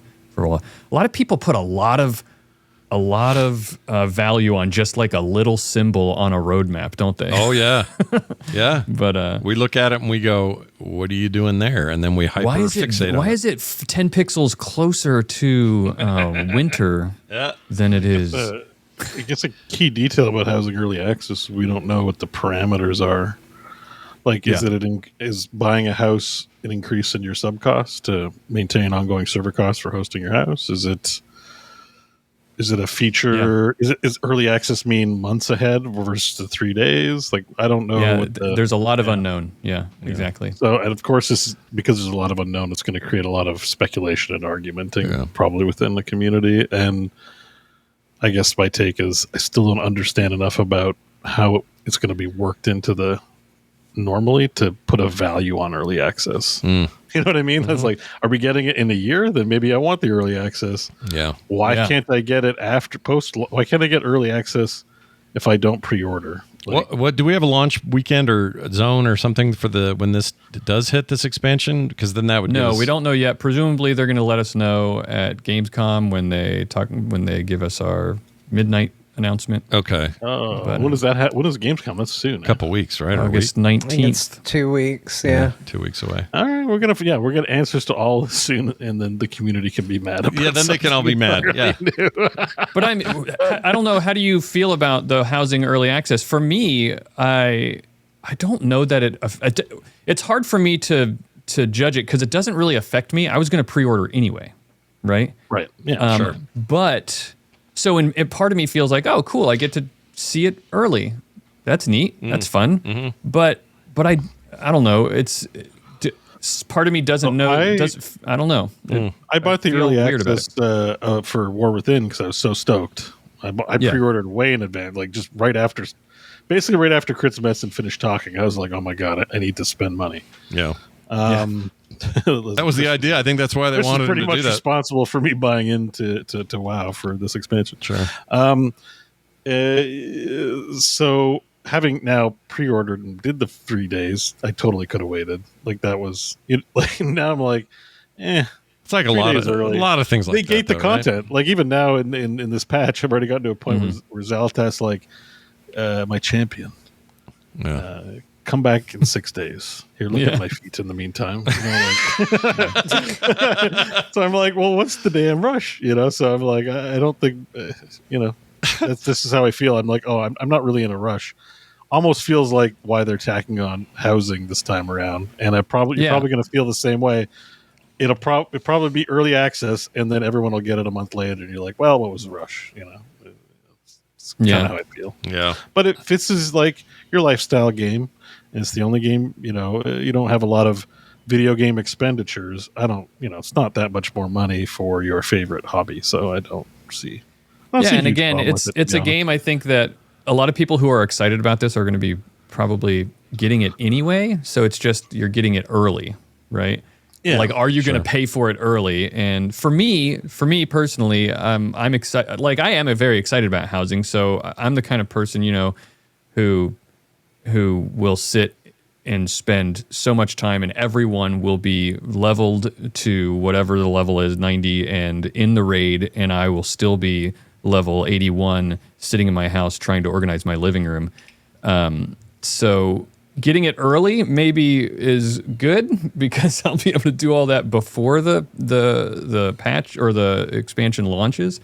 I think there's a little bit of a marketing play with this too, because I know even for me, when I buy a game in early access, a lot of the community won't, and like I can stream it and people can ask me questions and see the gameplay and decide.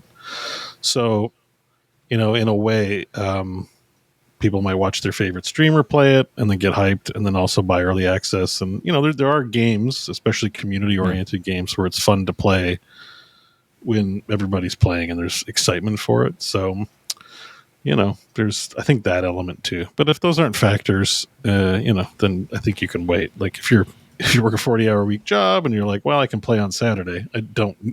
I could call in sick, or I could save my sick leave and just work and then play on Saturday, something like that. So I think, well, like I said, I just think what they did last time by having so many issues and sort of emptiness in that first early access last time for War Within, I think that put a lot of people off. Now, will it be enough for the hardcores to go and resist? Probably not. They're probably still going to do it. But I think they need to do better about that. You're 100% right. It needs to be worth it for people because, and I hadn't really considered this perspective before, but Nicholas in the chat room said something that I thought was really interesting. He said that early access is essential for a game like WoW to stagger launch, and I bet you that's absolutely true.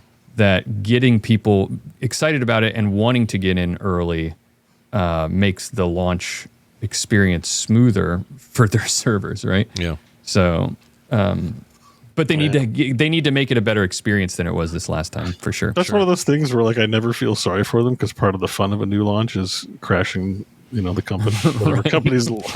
Like that's, I don't know, that's entertainment for me. I'm always like, not that I'm rooting for anything to fail, but like I'm just like, oh yeah, it's a sign that the game is very popular, and as then that makes it kind of feel fun and exciting. Yeah, it's kind of exciting to see a little bit of breakage, and just understanding how these servers work. Like they have to spool up a ton of servers for launch, and then don't need them a month later. Like even for a lot of games, like just online games, like like ARPG or whatever. Well, they're all virtual now, but yeah, they will complain to the hills about online stuff not working, and fairly so. You want your product to work. But like from a business standpoint, it's like it's a huge amount of expenditure to set up infrastructure that will not be used. It used to be. It's not as bad now because it's all virtualized. So if they do it now, it's still an investment, but they don't. It's all virtual, so they just say, we don't need 40%. Well, they might be able to get AWS or something like that. Yeah, that's what they do. Like, I think there are different options where they don't just have to buy servers themselves and set them up and then have no use. Yeah, for they them don't do any of that anymore. That's all gone. So it's all virtual. But I don't know if Blizzard does it that way because... No, they do. I talked to the engineer there. The guy who's in charge of that. That's the reason I'm bringing it up. Are you allowed to? Oh, yeah. Totally fine. Yeah. You're like, hey, guys, I saw their secret letter. No, this isn't anything like, it's nothing hidden, but the days of a server shard, you remember when they sold those for charity or whatever they did? Yeah. Those days are long, long gone. It's all virtualized now. That includes Classic for those who are purists. If you think Classic's running on actual, blades, you're wrong. The classic Season of Discovery wasn't perfect. We definitely had queues, which is not the game going down, but we definitely had crashes during... Oh, you can still have issues. And capacity's still an issue, but you just pay for it. It's not a physical pay for it or go, well, we don't have enough room in the server farm. It's more like we didn't ask for enough capacity from the place we use, AWS. A lot of those Azure stories about those older games too are like, we set up 100 servers, and when it launched we couldn't believe how successful it was and had to put 500 more in. Oh yeah. Yeah, like it's not operating that way. They definitely have it down to a science for sure. Selling early access helps smooth out the pounding of launch day, but I suspect most people are still not buying early access, so they're still getting pounded anyways. There's a lot of people that play, millions. Oh, yeah. It's still a small percentage, no matter what. But, well, I think this is fascinating. I'm curious to see how it goes, and the housing thing in particular. When we have more cool stuff to talk about around the World of Warcraft space, guess who'll be back? It'll be Bobby. Yeah. He'll be right there in that chair, talking to us again. And maybe this time his little image will go up over John's face. You never know. Was it okay, John? Maybe we'll have to get Bobby to play Final Fantasy 14 to even out. There you go. I like that idea. He's like, wait, why are you committing me to another game? Bobby, in the meantime, tell people where they can find you so they can keep track of you, contact you, all that fun stuff. But despite the fact that I used to say that you could find me on the instance, but now you can find me here. When I'm not playing World of Warcraft, I'm constantly researching and writing about science because I have two science podcasts. One called Daily Science Brief. It's a daily science podcast that just goes through science news in 10 minutes every day, and then All Around Science, which is more like a long form podcast with me and my co-host, where we just go deep into whatever we think about and find interesting in science that week. And don't forget, Bobby is Team Johnson when it comes to Shapes 2 with a Z being possibly, if it's released in 1.0 this year, the game of the year. All right? You guys heard it here first. That game's amazing. Bobby's way better at it than me, but he understands. He understands. He knows what's up. All right, man. We'll see you soon. There we go. Later.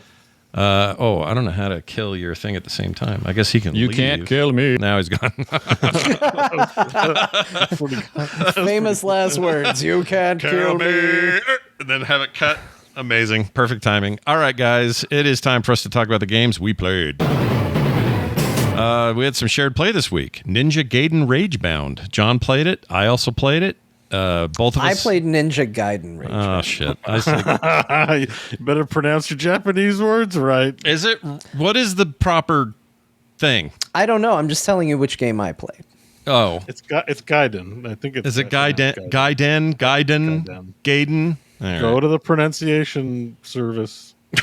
I'm just telling you what I played. If you played a different game, that's fine. I'm just letting everybody know I played Ninja Gaiden. I played Ninja Gaiden Ragebound. Ragage Baunda is what I played. It's Gaiden. Gaiden. I'm doing translation. It's because oftentimes you get corrected to Gaiden, but it's Gaiden. Gaiden. Oh, I kind of like. It's kind of fun to say it that way. I'm going to remember that. Just like an RPG. Anyway, hey, it's great. John and I played it. Shadowproof gifted 2 copies of this to us, apparently, but that's how we got it. Mario Gaiden. Mario Gaiden. There's some precision platforming, so it's not that far off the thing. But I'll tell you what, I think Ninja Gaiden is fantastic. I think it's really good. I really derailed this just with one little joke, and now all of a sudden Scott There's a meta context. People get pissed about mispronunciation. Now, I didn't play. Oh, maybe I should. Did I play it this week? Did you? No, there's a game last week, Abiotic Factor, I played. Oh, yeah, right. People are mad that I'm calling it Abiotic. Well, what is it, Abiotic? Because it's abiotic. Yes. Oh, F that. Doesn't matter. It's English. And I think that's correct, but I'd rather call it abiotic because it's like a bee's dick. Well, then that's my logic, and it's flawed. Yeah, no, it fits your whole vibe better. Ninja Gaiden. Yeah, we'll call it Ragebound for simplicity. I really like it. I didn't expect so much animation in this thing. There's so much like really great frame by frame pixel art work going on. I love the guys who are doing this, so I expected good things, but I think this game is both beautiful and fun to play. I am not super far, but I played enough to know I like it a lot, and I like that it's difficult still, like these games are famous for. 2D scrolling Ninja Gaiden, Ragebound games, Ragebound likes, we'll call them that. Ragebound. A Ragebound game. A Ragebound game, and this is that. It's hard. But it's forgiving in the death department. You don't have to go start the whole damn game over every time like the old NES games. You have a pretty reasonable, I think Beau said this last week too, but a pretty reasonable respawn zone each time you're doing something kind of difficult. They want you to be challenged. They don't want you to not finish the game. Yeah, that's clear. And it feels good because on the one hand, if you're really good at these games, who needs save points? But speed runs of this game are going to be amazing to watch. Yeah. Assuming they don't just do a weird glitch. Like, this game feels made for speed running. In fact, I think I even saw in like the preview, like they were already having a speed running tournament or thing coming up for it. Because I saw something about it, and I just thought, oh man, this is going to be at Games Done Quick or something like that. And no, for sure. I cannot wait to see someone run this game well, because I know how I feel when I do something cool. Yeah. I'm like, I'm the best player that ever lived because I chained like 3 jumps over something and it was really quick and smooth looking. Yeah. And I'm like, if somebody plays the entire game like this, it's going to be the coolest looking thing you've ever seen. So that stuff is going to be awesome to see. The way this game controls the little attack jump boost thing that you can do is so satisfying to use, and when you nail it at just the right time to keep it going and just propel yourself forward, like it just feels awesome. The way this game feels to play is really incredible.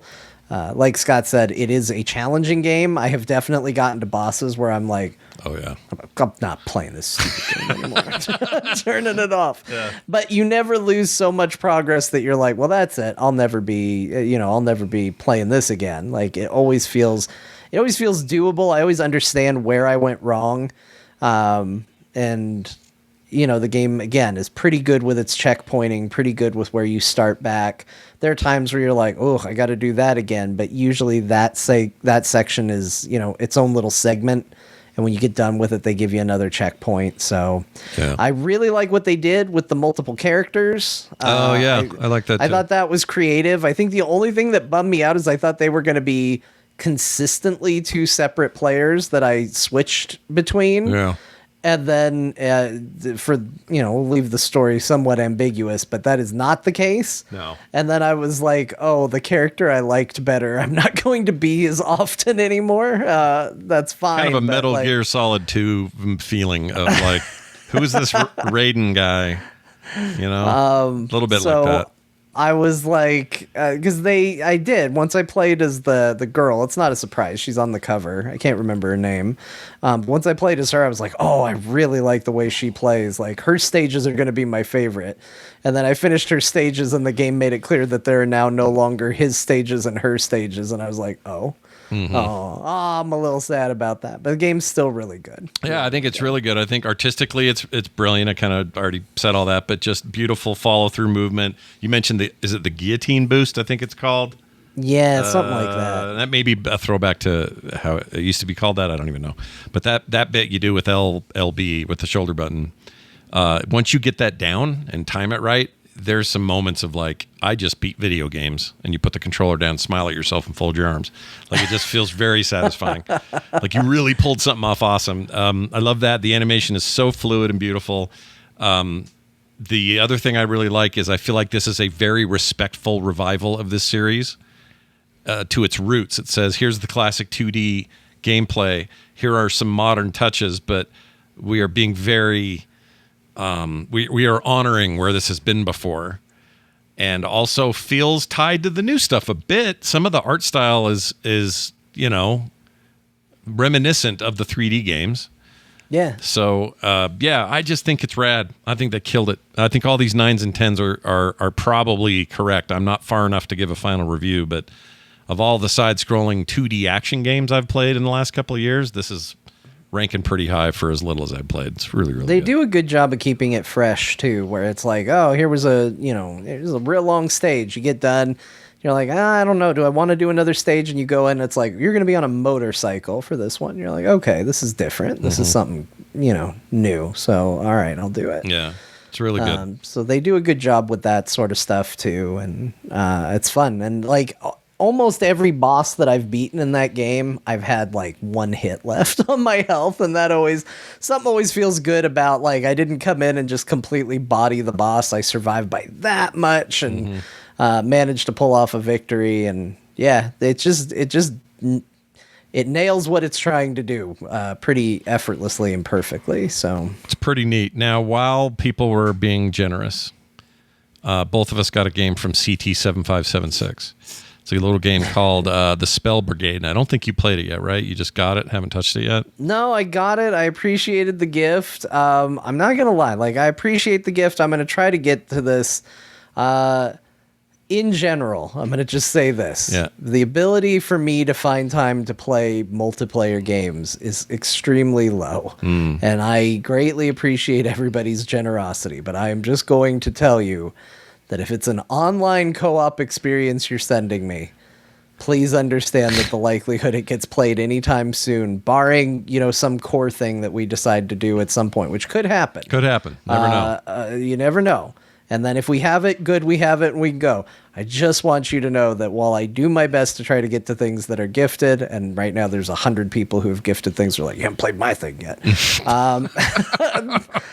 I will do my best to get to it when I can, but, like, I will tell you absolutely bottom of the list is anything that's online co-op stuff. Yeah. It's just not a genre I have time for. And so I greatly appreciate the generosity.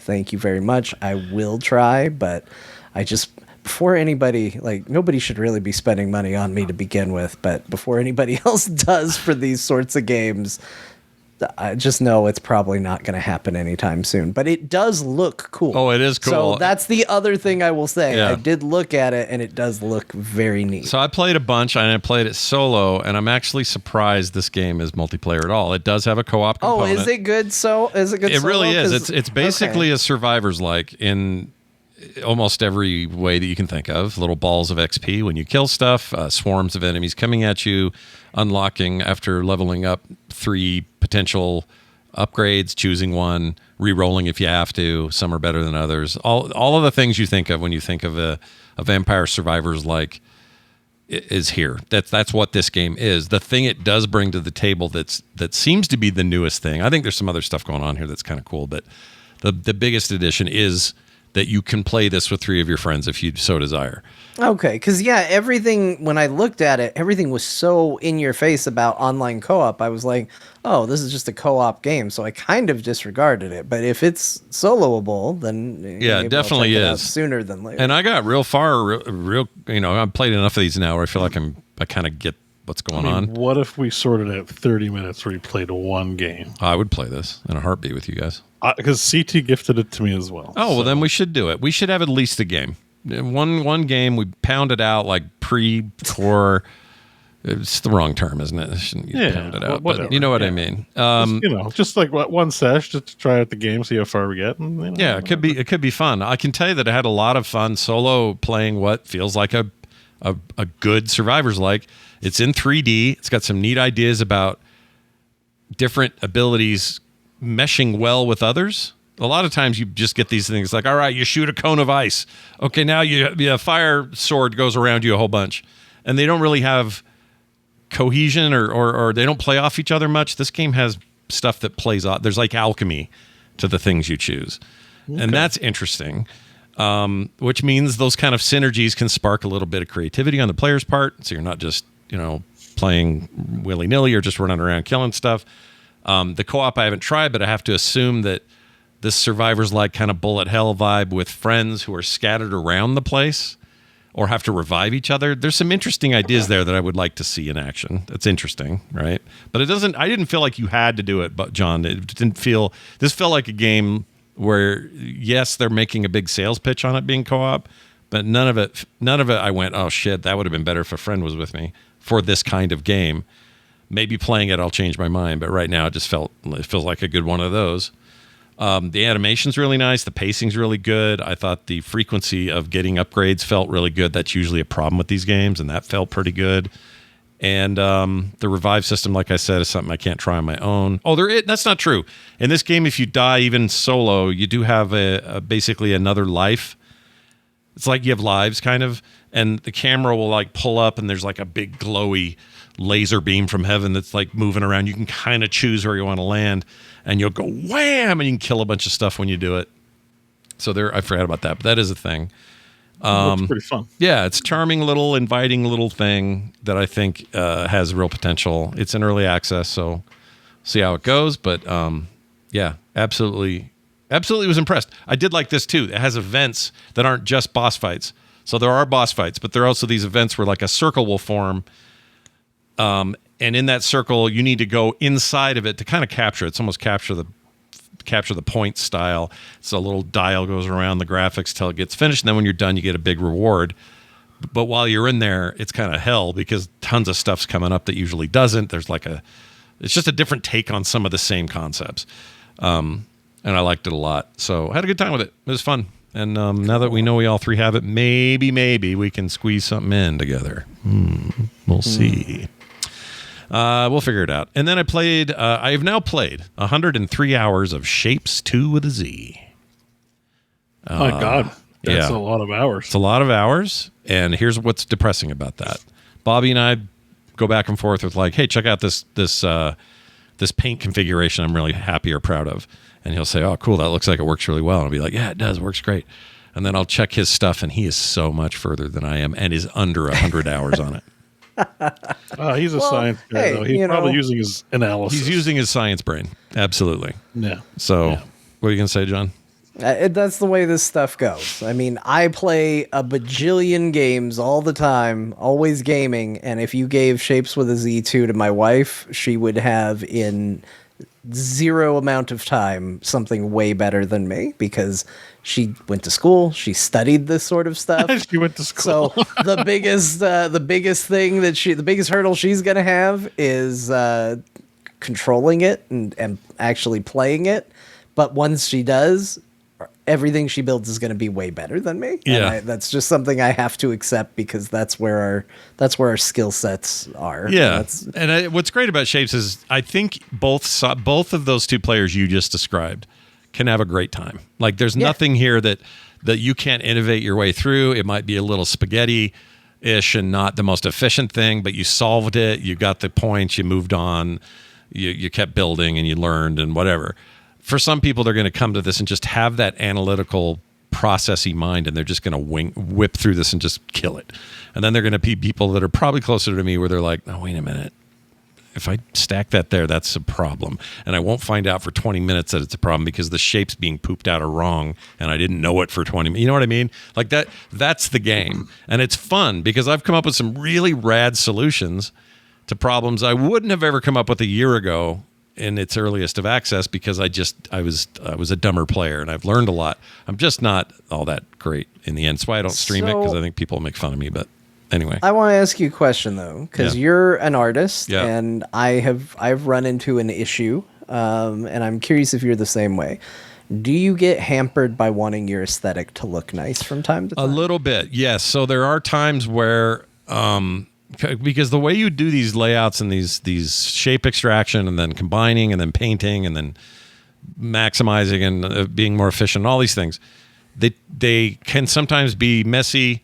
And what I will do often, and I think the game actually encourages you to do this, but I will often go back later and say, all right, I did this like 4 hours of gameplay ago. That is nasty, and it works, but there's no reason that should look like that. And I'll redo it. Have you like shaped some of your conveyor belts to be like a penis? Well, I didn't necessarily mean that far, but you could. You easily But could. I ran into this problem with Opus Magnum was a real problem for me with regards to this is oftentimes I'd have a solution, it would be totally fine, and I'd look and I would do terribly compared to how other people did. And I think, how? Where did I go wrong? Yeah. And so I'd look up a solution, someone else's solution, to see what they did. And usually the difference between them and me is I was like, I don't want it to look like that. I need it to look nicer. Like if I put this here, look, and all the pieces form a diamond, or something like that. And to its credit, one nice thing about Opus Magnum is they do take in real estate, how much space you took for your scoring. So there is an element of, at least if your goal is a compact design, you'll get credit for it. But I frequently ran into that, and I have a mind that's good for analytical, but I feel like often the analytical side is at war with but I want the form to look really nice. Yeah, too. the aesthetic will always fight. I think form. What do they call it? Form over function, or there's a phrase. Yeah, function and form, and you chose form over function or something. Yeah, like that. Exactly. I think that's why David liked the Xenomorph so much. Exactly, David. That's exactly why David liked it. But this game is great at letting you, because the resources are unlimited and there's never any loss. This isn't like you going, I need to mine this, and there's only so much of it. The shape, like if I go to one of these shapes, like this square you're seeing now on screen, that's unlimited wells of those shapes. I don't have to worry about running out. And if I kill a bunch or delete a bunch, it's okay. They're still there. There might be some time in building it all up again, but I can keep going. And then the structures I build, these multi-level structures with crazy stackers and painters and all this, those don't cost anything to remove, to tweak, to delete outright, to add again, to paste from somewhere else. You copy and paste things that are working from one section and go, well, these will work for my circles too, or my what other complex thing I'm going to do. So I'm going to copy that whole thing and just paste it over here. The game, you're meant to do those things. And so unlike something like Factorio or Satisfactory, where you usually have limitations on how much ore is there, in the case of Factorio, or I think Satisfactory has no limit. But like Dyson Sphere definitely has a limit, and you can change that, but there's limits to the ore. And then if you tear stuff down, it's not always a full payback. I think you can tweak settings, but for the most part, defaults are like you'll get like 70% of your materials back when you tear something down and start over. This isn't like that. Put it up, put it down. It's like you're working in Tron world. Everything's like a virtual thing, kind of. And you're just making it and going, all right, is that faster? Is that better? Am I getting that gold quicker? Did that add? Could I use that factory to expand on and then do a ton more stuff later in the game? That's the encouragement with this game. That's why I love it. That it focuses on what I love, not the resource management, but the efficiency of it. And that means that you can get form over function all you want and still be successful. So you can do things like, these are very symmetrical. They look great the way they're laid out. They're symmetrical with a whole other half of the world over there, which is huge. If you zoom out, this game is bonkers huge. And you can do all the things you just said and not be ugly. But a lot of times you'll learn that as you go. Like, yeah, you'll have to, but that's fun. There's fun in that alone. Just redesign is kind of fun. So I can't say enough about it. If this thing hits 1.0 this year, my list is going to look something like Donkey Kong, this, and something else. Maybe 33 if I can get it in. Bobby's giving you a bunch of advice in chat right now. Oh, of course he is. He knows a lot of things. He's playing right now, and he's like, it's all about load balancing and avoiding bottlenecks. He's right. It is. Ultimately, if you're trying for the most efficiency and you're trying to get the most shapes into a thing at once, and down the road in this game, they are asking a lot of you in terms of everything that has to happen before a shape is complete. It's like stacking color differences, this little squisher thing that changes the size of shapes, all these things, and then that final product delivered to the vortex. That final product to be as efficient as possible is you want that thing running on the fastest belts possible with no gaps between them, like just peak efficiency, no bottlenecks, no paused shapes, no running out of shapes. Like all of that factors into it. And so as you play the game, you get better and better at figuring that out. There's also public blueprints. So if you want to go to their website and copy some blueprints that work for other people, you can do some of that. And it isn't cheating. It's just really like, oh, I hadn't thought of that. Okay, well, maybe I can integrate this. And, there's a lot of that stuff going on too. It's just awesome. I love it. Yeah. Love this game. 103 hours in, 103 more coming, I'm sure.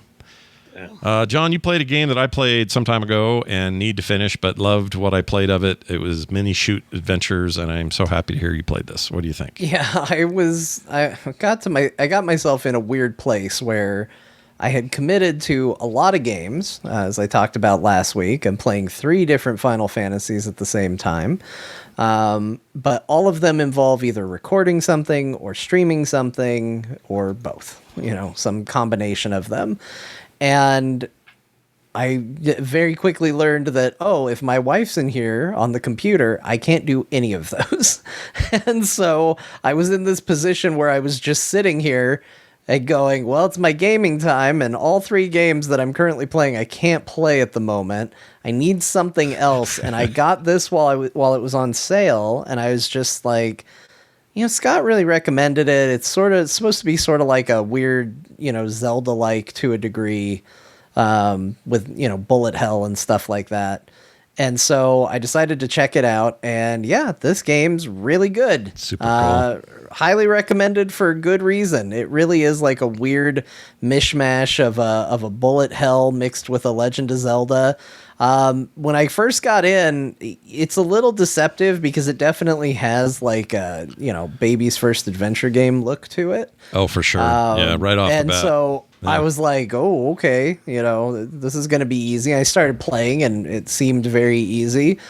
And I thought, this game's going to be simple. No, the difficulty ramps up quite quick with the game. It kind of holds your hand and takes it easy on you through the first area. And then when you get the freedom to explore other areas and you can get off the expected path, you learn very quickly how challenging this game can be. Some of that is a barrier by upgrades and skills that you just don't have at the time.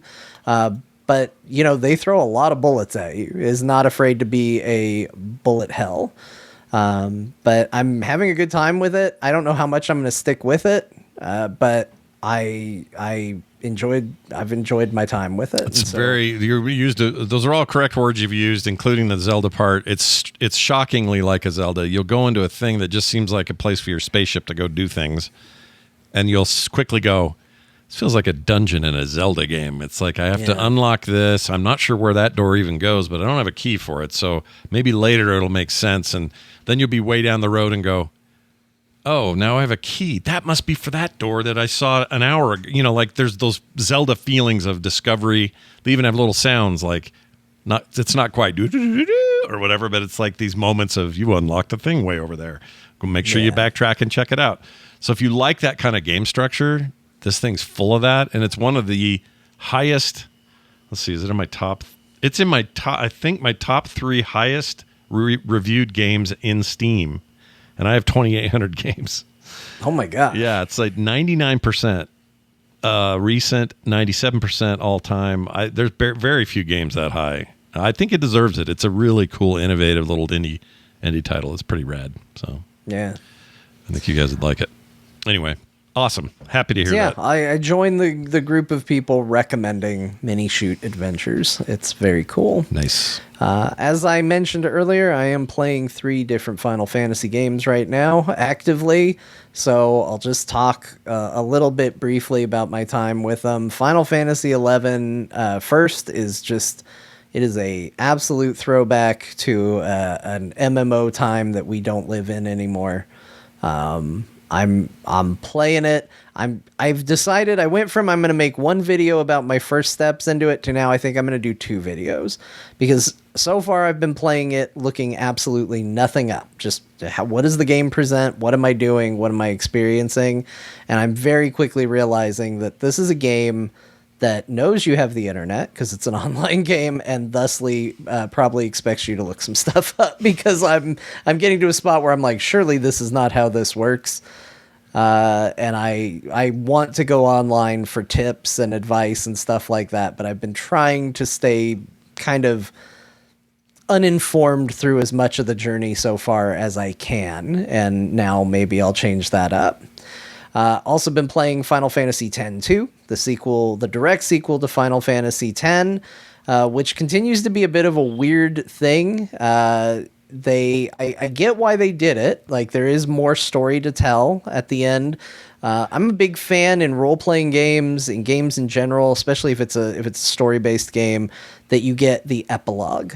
The journey has come to an end. We've reached the end of it, but let's see what your journey, how it impacted the world. I really like when games do that, at least when it makes narrative sense. And 10 ends with like, we won, the end. You know, there's barely anything at the end of it. And so I think there is value in getting to see the world you saved. That was theoretically why you do it.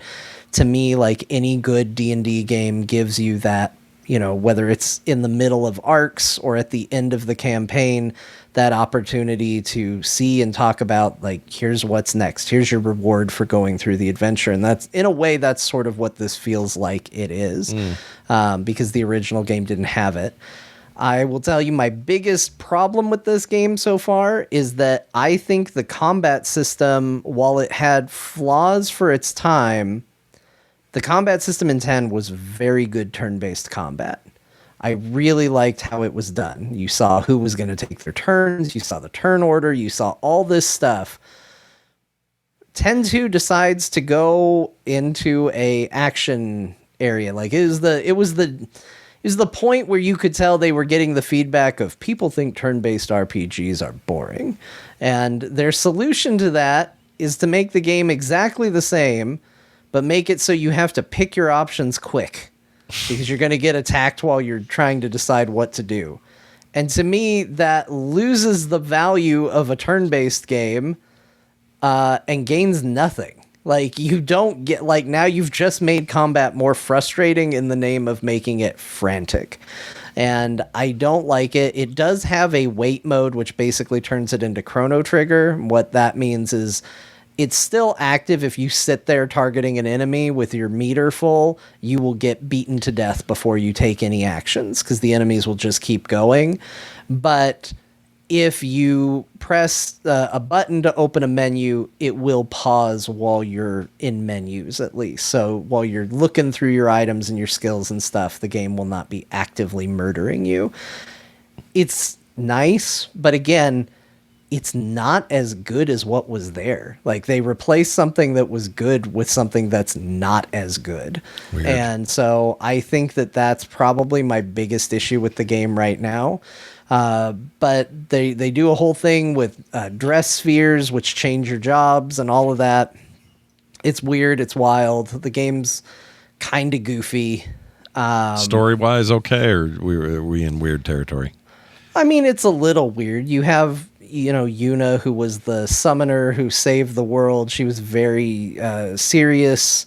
She was very, you know, kind of shy and, you know, bit of an introvert throughout the first adventure. And then in this, she shows up with dual pistols in her hands doing a backflip shooting people. Like, jeez. It's, you know, there's this kind of like K-pop Demon Hunters, but the 90s. Yeah, a little bit for sure. I like that. So like, aren't they musical? I guess is what I'm saying. No, so there is a big musical number at the beginning, but that's not. It turns out that's not Yuna. I was made the joke of like, how did she become a pop star after that? Turns out that's not actually her. Oh, I actually thought, because I hadn't played it, I thought they actually formed like a music group in the game. Okay. No, they form a group of sphere hunters. And I guess this is the game that launched K-pop the sphere hunters. This is the game that launched the Final Fantasy X and X-2 are prequels to Final Fantasy VII rumor, because there is a character in the game called Shinra, and people are like, what's going on there? Why'd they do that? Even though Final Fantasy is well known for reusing names all the time. Yeah, that's weird. What's the deal with Sid every time? Well, it's one of those things where you can kind of see it narratively how it would go there, because it does have a back history of this idea of technology versus mysticism, and them being at war, and like maybe eventually something comes back, and that leads to the world that you have in 7. But it's one of those fun fan theories where it's probably better they never answer it. I get that. Let people have their theory, let people have their thoughts, but don't ever confirm or deny. All right. That's the Square Enix way. Yeah, never confirm, never deny. Yeah. And then finally, I've been playing, probably the one I've been spending the most time with is Final Fantasy XII. I'm really loving Final Fantasy XII. Good. This also is a bit more action-y, but they did the smart thing. So instead of having to, issue commands and it goes from character to character while you're getting beaten up by monsters, you only really control the character who's the party leader, which you can change. Everybody else operates on gambits, which is a system you build, basic AI instructions for your companions.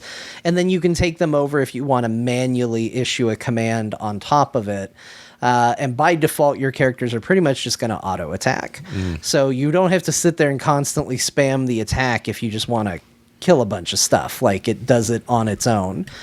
And so that change alone alleviates a lot of the headache that I'm having with 10.2, because it lets you just focus in on, okay, I want to do this. I want to do this. You get to pick your moments where you want to take the action, and it doesn't matter that the game is kind of still going on in the background.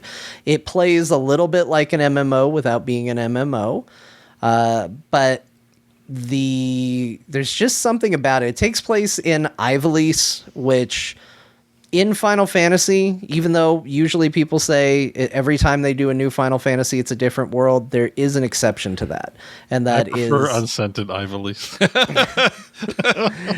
And that is that is soap brand. That is Ivalice. So that's where Final Fantasy Tactics happens. Yeah. That's where this Final Fantasy happens. That's where all the Game Boy Final Fantasy Tactics games happen. Oh. And if you ever heard of or played the game Vagrant Story, that also takes place in the same world, and it is actually the same world. I had no idea that was the case. I knew it was aesthetically, there's similarities, obviously, right? You can just see it, but I didn't know they were actually in universe with Tactics in particular. That's crazy.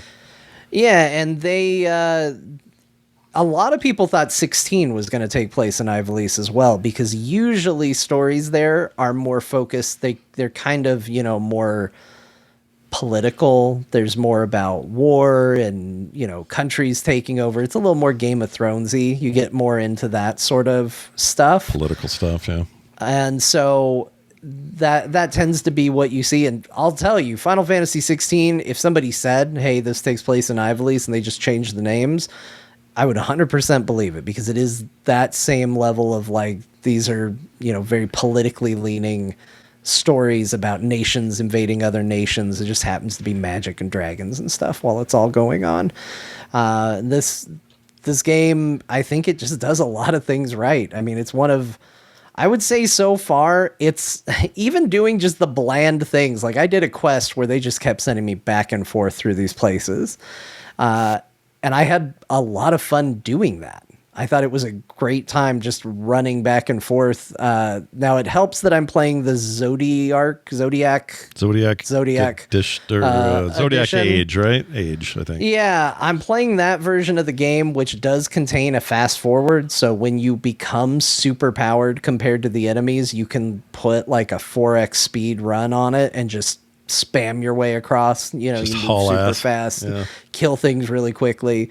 It's definitely a better version of the game. I think a lot of improvements were made, but I'm having a really, really good time with it. It's been an absolute joy, and kind of an amazing rediscovery, because I hadn't played this since the original PlayStation 2. Yeah. And I remember when I played that game when it first came out, I hated it, because I was the prime age to see this sort of art and aesthetic and go, oh, that's gay. Because I was, I was an idiot, middle schooler. That's probably That's probably what I said about it. That sounds about right. Now, me as an adult, I look at it, I'm like, oh my God, this game is so awesome. I love the aesthetic. I love the look of it.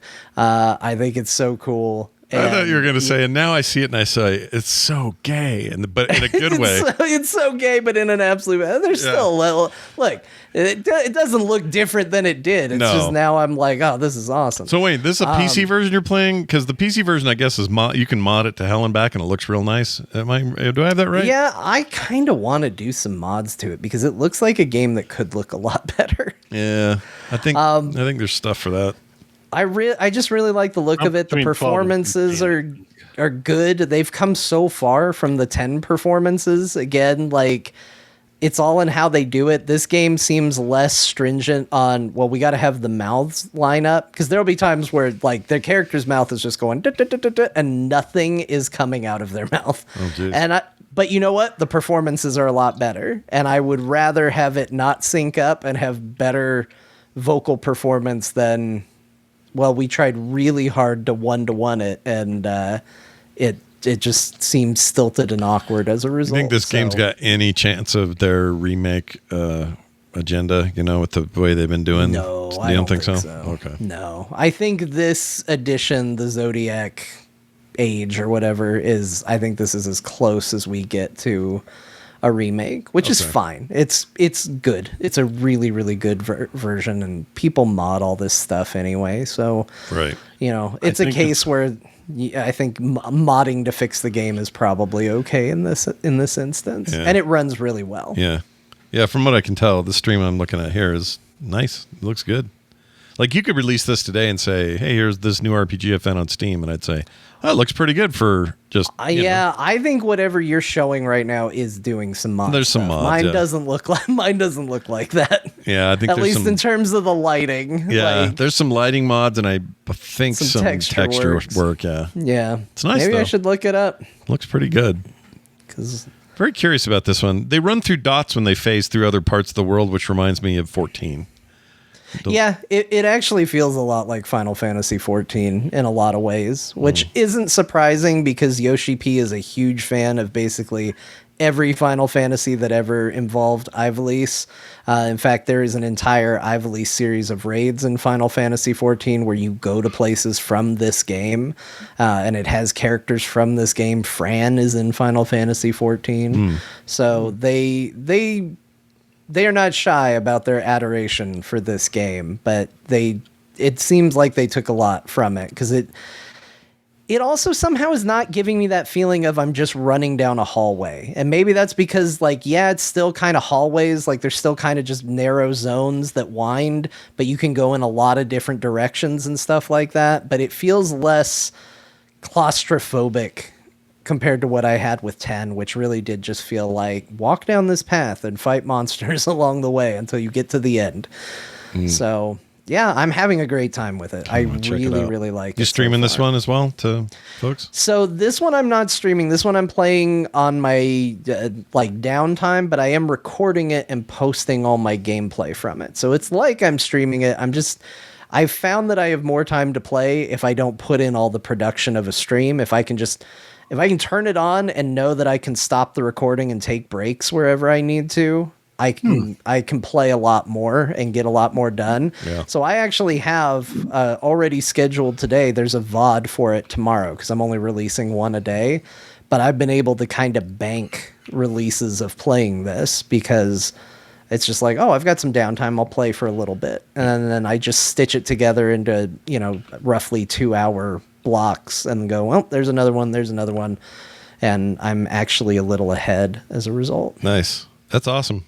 I think that's great. I've always been curious about this one from afar. Never played it. I really like it. I think if you're going to check one out, this might not be a bad one to try. Right. Good advice from John, the Final Fantasy expert. All right. Well, excellent, Beau. One last thing I just want to say, because we already said a thank you to CT7567 for Spell Brigade, but I also want to thank Metanefros for gifting the game Time Flies. I have no idea what this game is, It wasn't on my radar at all. I'm not aware of it, but it was gifted, and it's on the list. We'll put it on the list. Yeah, why not? I don't know what that is at all. Do you know anything about the game, even in a rudimentary way, or what the deal is? Nope. I don't. It was gifted, and thank you. It seems like very minimalist style art. It's like, black and white lines. It says time flies is a little adventure about our limited time in this world. Oh, that seems nice. I guess that's it. I see a fly around. I guess you're a fly. You do things. All right. Dan, so Jeff Goldblum confirmed. Everything's good. I like it. Excellent. Real quick here, I just noticed this. This is interesting. So your Final Fantasy lady, you can't see this if you're listening at home, but here she is, and I just noticed that I need to add something to this, but she's got a little turtle head. Oh my gosh. What's going on there? Seems like a direct reference to everyone's I didn't favorite. know Danny Trejo was in Final Fantasy 12. Get out of there. It's a trap. Get out of there. Oh, you know it if you know it, everybody. All right, Beau, swinging over to you. What'd you play? Man. Someone played Titan Quest 2. I can't wait to hear. Yeah, I bought it, but I haven't played it yet. But I think we might have talked about it last week because it came out then, or maybe it was something. It may have been after. I don't remember. It wasn't on the list last week, but it was I basically got an email from Steam. Hey, Titan Quest 2's out.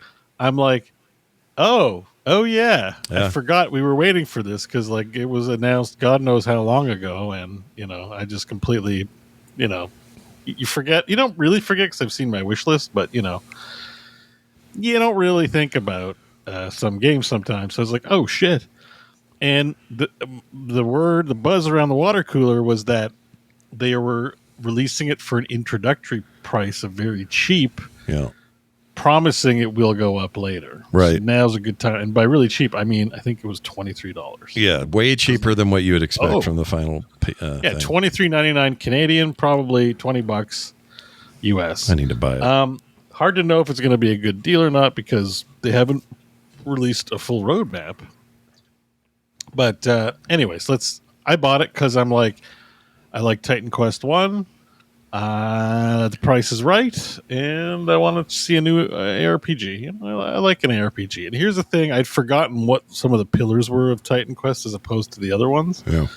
So Titan Quest is the Diablo Path of Exile ARPG. Top down, you right click, you fight monsters, get quests in town, and go. The big difference between Titan Quest and a Diablo is they don't do procedurally generated levels. They do bespoke campaign levels.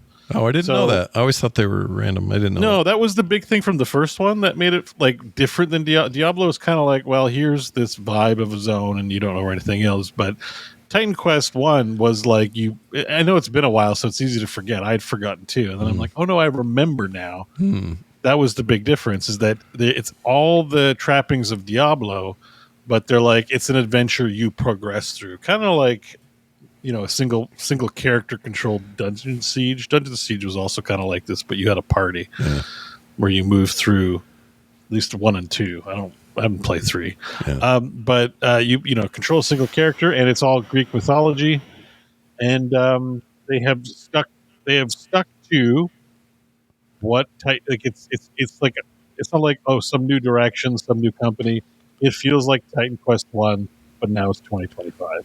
And they in the control of the thing, in the control of the thing. So it's even where it's a little bit slow and not as fine tuned as Diablo or Path of Exile for ultimate control of movement. It's it's designed to be an adventure game in an ARPG style, much like the first one. And I'm happy to report it's quite fun. There's a lot of progression. So the leveling system is the same way it was in the first one. If you don't remember that one, think Grim Dawn. Yeah, same people, right? You don't pick a class. I'm pretty sure they were all ex-Titan Quest people. Maybe the same people in the background. I don't. Yeah, started the company after leaving there or something like that. I don't know who at THQ is working on Titan Quest 2 now, but Grimlore Games is the developer. I don't know. I don't think they're connected. Maybe they are. But the leveling system is the same, just to be descriptive without saying too many words. Basically, you don't pick a class. You pick a discipline at level 5. Yeah. or it's just in the campaign, like whether it's Rogue, Warfare, Earth, and like Lightning / Ice. Yeah. And I think there's more promised later. There's just 4 in the game now. And then like pretty soon after you pick a second one. Yeah. So your class is always this hybrid of 2 disciplines. So there's actually, a lot of different permutations depending on what you feel like a combo. I took Rogue and, the Lightning Ice combination. Nice. And you can level the various skills, and leveling is more in depth where you can basically have the equivalent of runes where you can customize. Like there's one ability that's like, do this attack. And then, so one of the ways I can customize it says, instead of making it a melee attack, if you use a bow, you can do this ranged. I'm like, oh, cool. So I do the ranged attack. So there's a lot of it looks really deep, the systems. And this is also the coolest part. I think they're core listeners, maybe, possibly. At the very least, they granted me my wish and made 8-button Diablo. There are 8 buttons. Oh, shit. Look at that. You talk about that all the time. You like the 8 Lost buttons. Ark. I was like, yeah, come on. We've come all this way. Give me 8 buttons. So great. I haven't, I'm only playing Act 1. And Act 1 is the only act that's released currently. Right. It's good to know so people understand. Put stuff on. Yeah. And I'm like, oh, man. So good classic gameplay where they just like they're taking the classic game and just giving me a 2025 version without like so far anything. It's not like microtransactions. There doesn't seem to be any gear behind paywalls, bullshit like that. It's just a straight up ARPG experience so far. And it's quite fun. Actually, I found myself having a good time with it. Not a snooze fest at all, and the overall, like the CGI cutscenes and the story. It should be a lot better. Pretty interesting, pretty good. The VA, pretty good. Everyone's, very expressive. They've got very talented and good quality production. The voice acting. So far, this game's showing a lot of promise. If you're even remotely interested, I highly recommend it for the introductory price. Now, who knows where it's going to end up in the long run? Yeah. But very, very, very good first impression, and I enjoyed it. Reviews seem good too. People are liking it in there. Yep. No, it's good. Like there's a lot of different tastes with ARPGs. Some people might not appreciate that it's 8 buttons or something, or that it's not procedurally generated levels. And there's currently no end game. I think you can kind of play for 10 hours or so and be done with it. So they are releasing the acts and content piecemeal. It is an early access game. But for $20 and what they've offered here shows a lot of promise. So I think they're supposed to be 5 acts, maybe 4. I don't know. There'll be a full lengthy game to own at some point. I'm pretty happy with it. I'm kind of in for the infinite ladder seasonal thing. I'm just not really into these days with any RPG. So I just want a good crafted game. Yeah, I agree with that. Yeah, just I'm going to sit down, progress through campaign stories. Like probably so far like pretty basic, nothing special. But like it's an ARPG. I don't need earth-shattering narrative. Man, I really feel that when you just said that. When you don't want to chase the ladders, that's not the game I'm going for. I'm not looking for the long tail or the battle passes. I just want a well-crafted ARPG. For some reason, that resonates so hard right this second. Because we haven't been getting it for a long time. Yeah. That sounds I would critique both Diablo and Path of Exile for that. Even though Path of Exile is pretty good. Path of Exile 2, I liked. There have been a lot of critiques from people that Path of Exile 2 is not Path of Exile 1, which is loot explosions and forever gameplay. So I do appreciate. Actually, I'm not going to put down a Path of Exile 2. I enjoyed the campaign of Diablo 4, but it just feels. I don't know. My head was in a different space a few years ago, even where now I'm just like I kind of just want to play a campaign, and if I liked it, then I'm glad that there's more difficulties, but also I can just kind of be out. Yeah, especially for a $20 game now. Like you're just going to give me a campaign. It's going to be kind of fun. I'm going to enjoy it. They'll do a reasonably priced DLC / expansion, and then you'll play that, and it'll be great, and you'll be done like that first game. And then 10 years from now, we'll go, "Oh, that was so great! I might play that again." Like I need a game like that. I don't need a business model with a game on top of it. Yeah, I need a game that I pay for, and I want them to get paid to do their work. Man, why does that sound so good right now? That's so weird. I think you haven't been getting it for so long. Yeah, I think we're tired of every tech related thing, game or not. trying to mine for their own version of loot explosion. Yeah. You know, whatever like that is. Like they're trying to make everything they do the infinite money hack. You know, you can feel it in their efforts to like log in every day and do your quests and do this and do that. It's just like actually the premise of a video game was an adventure. Right. In some form, discounting esports for a second. There's just some kind of adventure, something interesting and cool to bite your teeth into. Yeah, so that's kind of how I fantasy, an escapism, a thing that takes you somewhere you don't get to go normally, like all those things. I'm sure Titan Quest will have some kind of an end game, but they might. The first game didn't seem to be too concerned with it during a time. Right now, there doesn't seem to be any of those trappings, and I really liked what I saw here, and I really appreciated 8 buttons. I think the look is looking good too. Like the first game was notably beautiful for its time, 06 or whatever the year was. This looks great. Look at all these shadows and shit. This looks awesome. The graphics are pretty good. Now, notably, it's early access. There is I had a hard time finding good graphic settings like that were the smoothest. I eventually found it, but it took more finagling than I think I needed. I think it's an early access thing, so it's hard to, I'm like, we'll give them that feedback, like, make the game run nice and smooth, please. So gotta get it. I'm gonna get it. I haven't bought it yet. I think knowing you like ARPGs, I think for the price. Well, especially if they're going to $20. If they're just going to double that down the road anyway, we might as well get it now. I mean, they haven't said what price it's going to be, but my sense is once the full game's out, you're looking at, maybe $50 or something like that. Yeah. I don't know. Like maybe it's going to be 25, but I doubt it. Given the quality of the game I've experienced, it feels like a $40 to $60 range game. So controller support too, which I like to lean back and play these days. Sure. Yeah. Steam Deck. I wonder how Steam Deck goes. We're currently listed as unknown, but probably not a priority. But I'd eat my hat if this doesn't eventually work on the Steam Deck. Yeah, probably works now. Just maybe there's some if it doesn't right away. Well, that's awesome. I think I'm grabbing it tonight. I put Titan it off, Quest 2, big recommend. It gave me a really good first impression, and I think a lot of gamers feel that way. Not a lot of content right now. So you also played a bunch of stuff you've been playing. Any new stuff? Can I just I played a bit more Abiotic Factor, but I just wanted to really just show you something. Yeah. I realize this video right here. But just if you launched the video, absolutely. Because I played with Ziggurat, who's a listener, and he's like, I joined my game, so I got to play 2 players, which was also kind of fun. Oh, great! But I big recommend on the 2 players here. If you use the in-game chat, people's mouse will move. Oh yeah, see, there's Harold. I don't know if that's his real name, but there's a guy that walks around like a dog at night only. And see, that's Ziggurat there. We're like, what the hell is going on in this game? Weird. It's so scary. That is scary.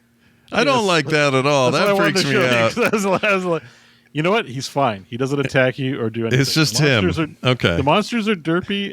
It's still kind of a scary game. It has that vibe, like for sure. But like, it's not a horror game. Yeah. But when I didn't notice him for like a long time, and then I'm finally like, wait, what's this guy? This game is so full of like little secrets and details. Yeah.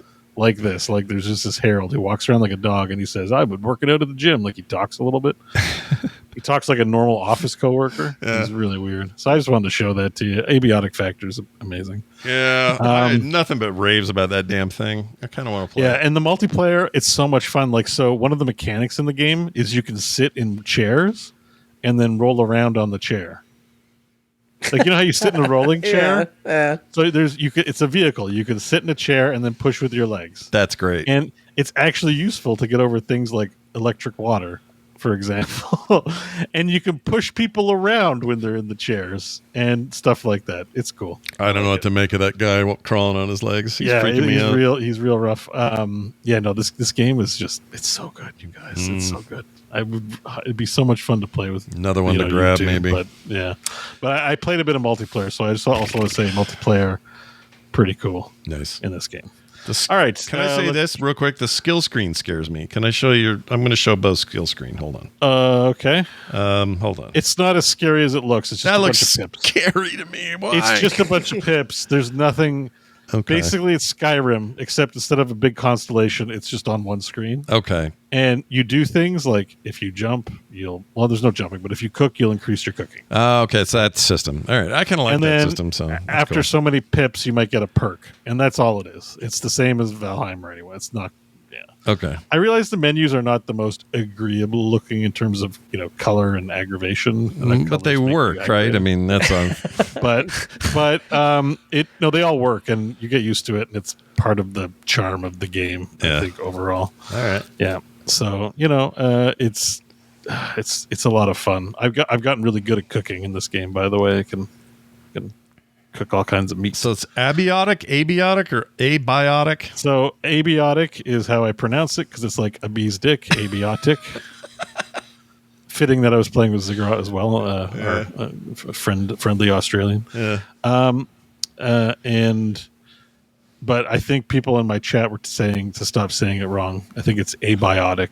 Because biotic, I would say biotic, right? I looked it up because if you just asked me, if you showed me the name and you said, John, how do you pronounce this? I'm 100% with Beau. I would have said Abiotic. I would have too.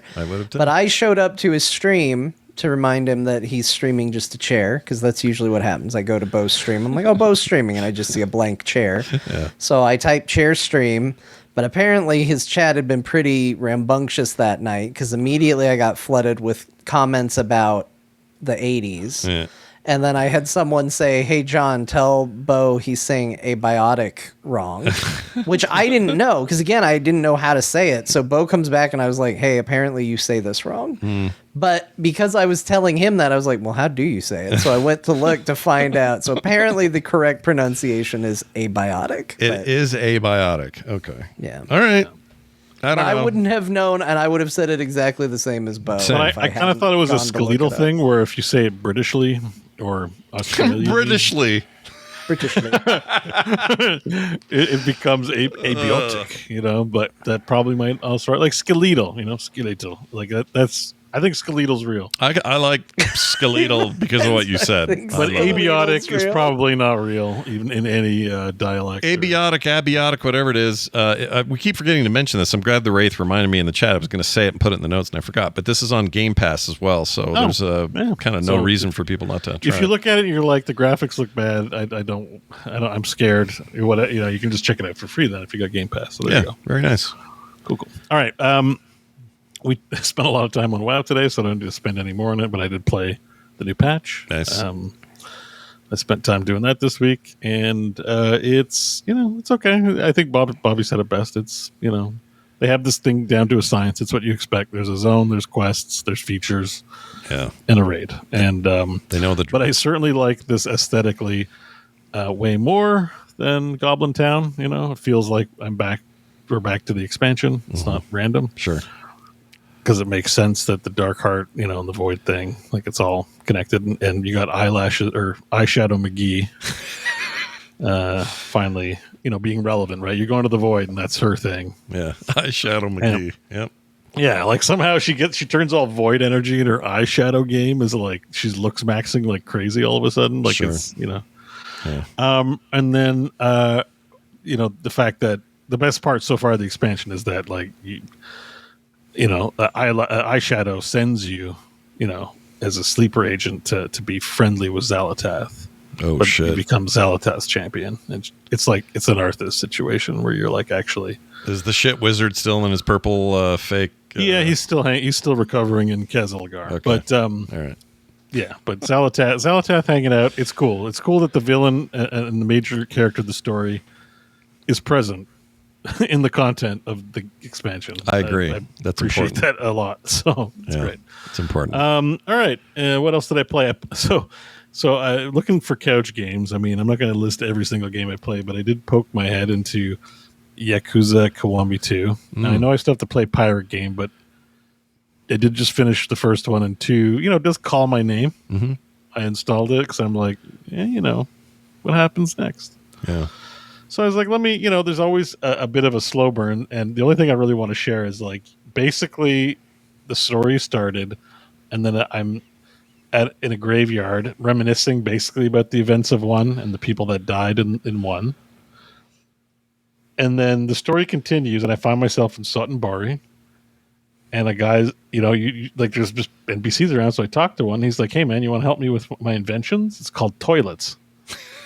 But toilet is spelt with TOY. Okay. Yeah. Okay. And I'm like, well, I'm curious. I'm like, sounds okay. If you need help, sounds like you need help. I'm going to be helpful. Who would I be if I wasn't helpful? No, you got to be helpful. He's like, great. So if you just go in this urinal back there, you can test out my game. We're taking toilets and making a game out of it. And basically, there's a urinal mini game where I have to piss better than the guy who previously pissed in that urinal. This game, and these I got games. my ass beat because I didn't understand the mechanics of the control. That it showed a guy pissing all over me or shooting a hose. I don't think he actually had his wiener out, but there's like a little gamified like graphic where I get sprayed on. Damn. Yeah, so it's just very jarring to go from a funeral to a pissing game, but that's Yakuza in a nutshell. Yeah, that's it. So good first impression. I don't know if I'm actually going to really dig into it. I just was, flicking around my library and loaded it. Do you have a desire though to like play them all, to have every Yakuza under your belt at some point? Kind of no, just because it's a lot of game time, know. Yeah. And as much fun as they are, they can sometimes be slogs when you're like in the mini game area. Yeah. Because the minigame area, it's like sometimes some of the games tie your power and experience to doing minigames or getting completion points. So sometimes it's fun. Sometimes it's like, I just have a lot of interest. I can't play all the games. That's why I want to play Pirate Game, but I've just been dragging my butt about it. Sure. I'll actually tell you one of my favorite things about Yakuza was that the minigames did not feel necessary. Oh, not super delivery? I didn't feel like... I felt like I played just as many as I wanted, just as much as I wanted. And then I think maybe the only one that I felt like was a little bit much was doing the Pirates Coliseum. I did a lot of fights there, but the game, I don't know how many it would have made me do. I just happened to do it. I was like, I want to keep going. I want to keep going. I want to keep going. And then by the time the game was like, hey, you got to go do stuff at the Pirate Coliseum, I was already there. And I was like, oh, well, that works out. So there was nothing really forced on me. And like, I really liked the baseball mini game. I actually beat that before it even started properly incentivizing me to do so. Yeah. And so I think it did a really good job of putting them in there, but not making you feel like you have to do all of this. Yeah. I probably should play that one over Yakuza 2. The older ones have the annoying habit of having really annoying mini games. Like there's a sub-story that's like, use the claw machine. And it's like, oh, the claw machine again. It's not exactly fun, but it's a sub-story. The guy's going to, get divorced if he doesn't get his wife. There's like a robot accountant she really wants or something like that. I was like, okay, better get you. The claw machine's rough. Yeah. All right. But that's been my gaming week. Nice. And I played, a bit of Night Rain. There's a new boss coming out today. I might check that out and play some Heroes and some Valheim. And no Valheim stories. We didn't have a big Sunday. I was going to ask if you guys had any blowouts or crash outs or anything. Well, there's some controversy brewing, but I don't think we'll hear about it this week. Oh, really? If you guys want to hear a funny Crofton story, always. I did rickroll him this week. What'd you do? He sounds like he deserved rickrolled it. him. I sent him a link that. Yeah, but what was it? Baited. I know what a rickroll is, but what is the context of? My apologies. No. He was. Mike made a typo because we were talking. I helped Mike and his son beat the queen. Like him and his son have his own session. He's like, hey, can you come help us beat this boss together? So I played a bit of Valheim with them, and we were explaining that in a chat channel we're all in. And he plays on GeForce Now when his son plays on the good computer, so that he can play on the toaster with his son. Yeah. So, anyways, he was explaining something, and he said force time. Instead of saying GeForce Now, it corrected, autocorrect corrected it to force time. Okay. Crofton's like, what's force time? And I just went, LOL, you don't know what force time is? and then, all right, Mike, I'll see you at force time. And he's like, what is force time? And I'm like, it's going to take too long to explain, YouTube link. Yeah. And it was that. He's like, oh my God, you got me. It's like, I haven't rickrolled anyone in a long time. That's great. Like, it was a full full-throated Rickroll. Now, well, he'll know that we mentioned his name, and he'll come listen to this now, right? Exactly. No, but he's like, I don't know. He's like, I just have to let you know, Beau. Brian Murphy has a day off from work, and he's working hard on something, and I'm like, that involves core. So I don't know what they're cooking up over there. They might be stirring up some more shit again. He wants to get you back. It's that time of the year. Yeah. Well, let us know. The pairing of Murphy and Crofton back at it. All right. Well, that is what we played this week. We do have one quick message. That's a good question. We're going to play here. This is Troll Dan on the 1980s revival discussion we had last week, famously. Beau, remember that whole thing? Oh, okay. It's time. Yeah.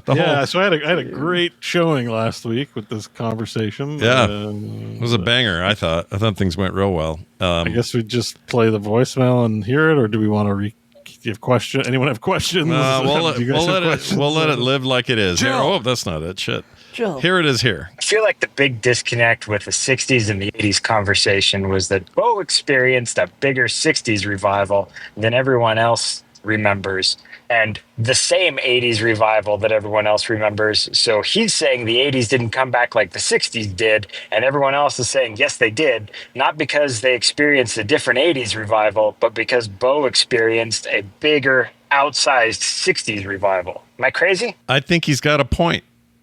I think that you're outside. I mean, call it outside. I mean, that's what I think. If I recall, that's what I was trying. I think you were trying to kind of get to that point. However, I've had some time to reflect on things. Oh, hey, all right. We did some reflecting. I already apologized. I got out ahead of it, so it's not like I'm not ego maxing here and doubling down on being wrong. Ego max, yeah. I bought the Ego Max. I had to return it. It did a bad job. He's not going full pirate stuff. No. It's fine. I'm not going full pirate software on this issue. I'm not going any pirate software. No software. No software. No pirates. No. We were just bagging on Roblox, and it's kind of for fun. And I was like, what's the worst things I can think of? Saying, but that's funny and tasteful or whatever. And I was like, in my mind, like I just talked about Rickrolling. The reason the Rickroll works is because you're sending a cringy 80s video instead of something else, right? So I just kind of thought, like the Roblox generation's as bad as this generation. But upon reflection, I think 80s probably didn't deserve that comparison. Like it's a bad comparison in the first place. Like 80s is way better than Roblox. I felt like it was particularly insulting to people who like the 80s anyways. Mm-hmm.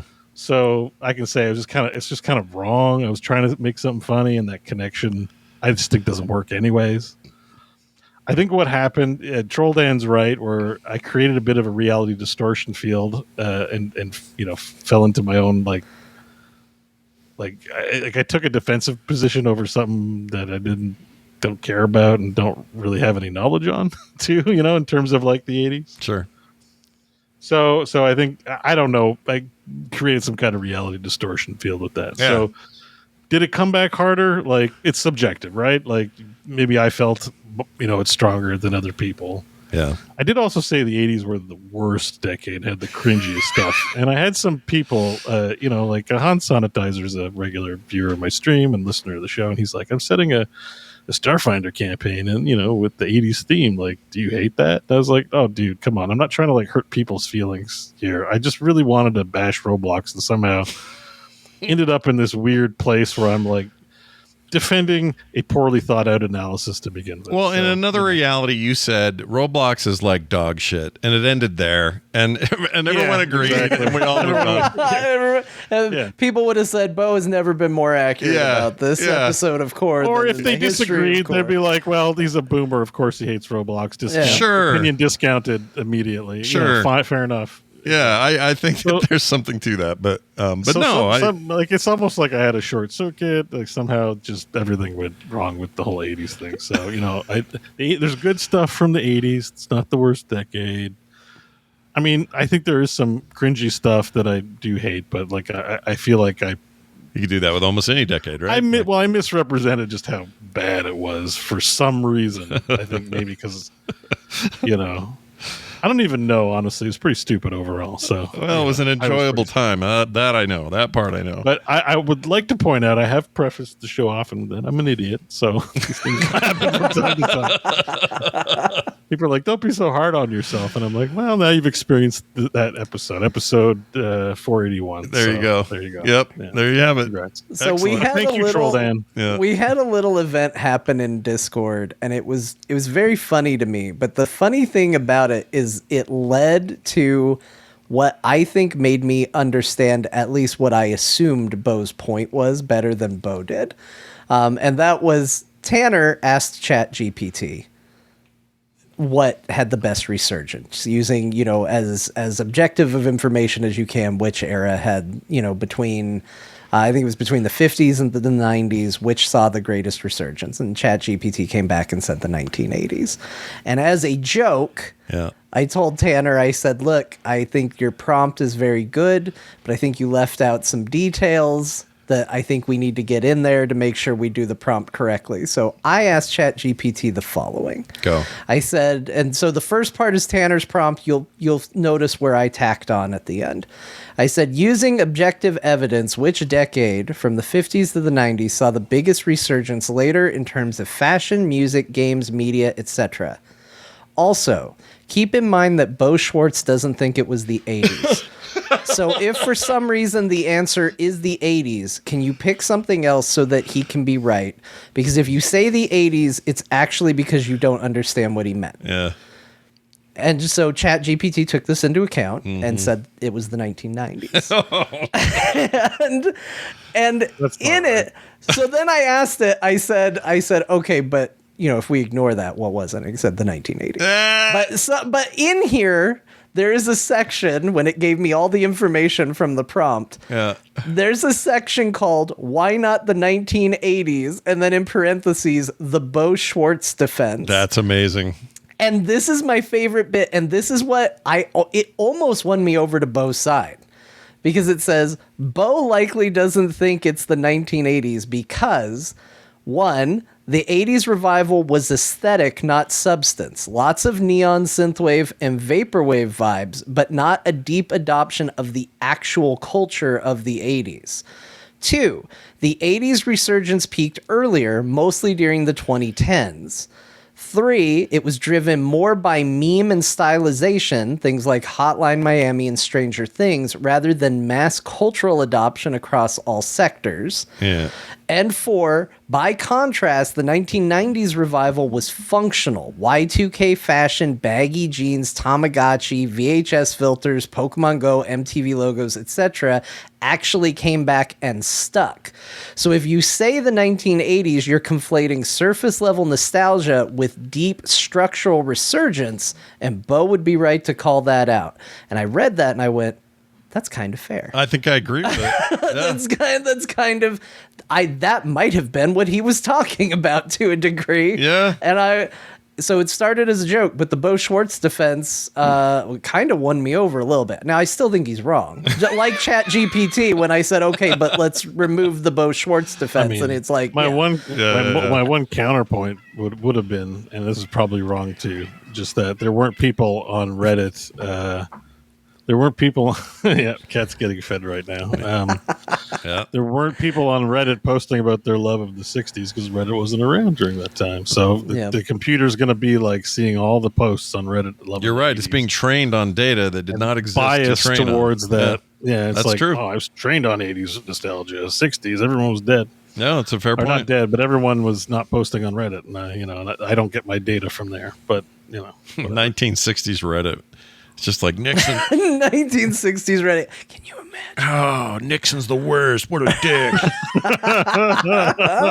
I think it was somebody else at the grassy knoll. Like you would have gone. We would have. Oh my god. Oh my gosh. Can you imagine the JFK assassination if we had social media?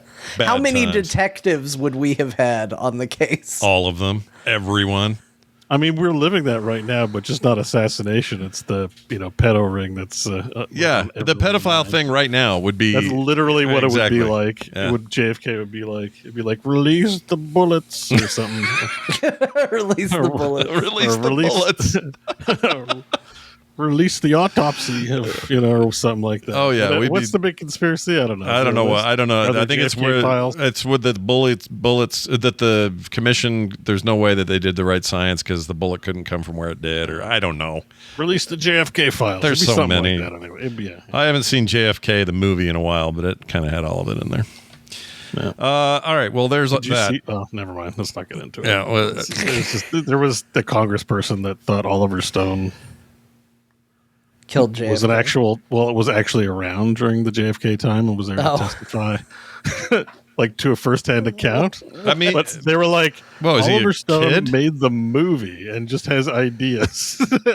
Yeah. No, you should look this up. This really happened. Holy shit. That's going to annoy me to even. Or last year. Yeah, it was like Oliver Stone got called to testify at the U.S. Congress for some reason, and a representative was talking to them. I think it was Boebert, but I'm not 100% sure. Was talking to them like they were there and then had to apologize for the confusion. Well, because Oliver Stone's old. Yeah. She's a piece of rotting wood. She would I don't know if that. it was her. I'm fuzzy on the details. I just know that he got called to Congress and he was talked to like he was there and testifying. That's great. Yeah, that's like he made the movie. Yeah. Like what? Like Kevin Costner was totally investigating it. Yeah, in the movie, dumbasses. Yeah. All right. Yeah. Good stuff. Let's get to this here. We got to tell you about some patrons.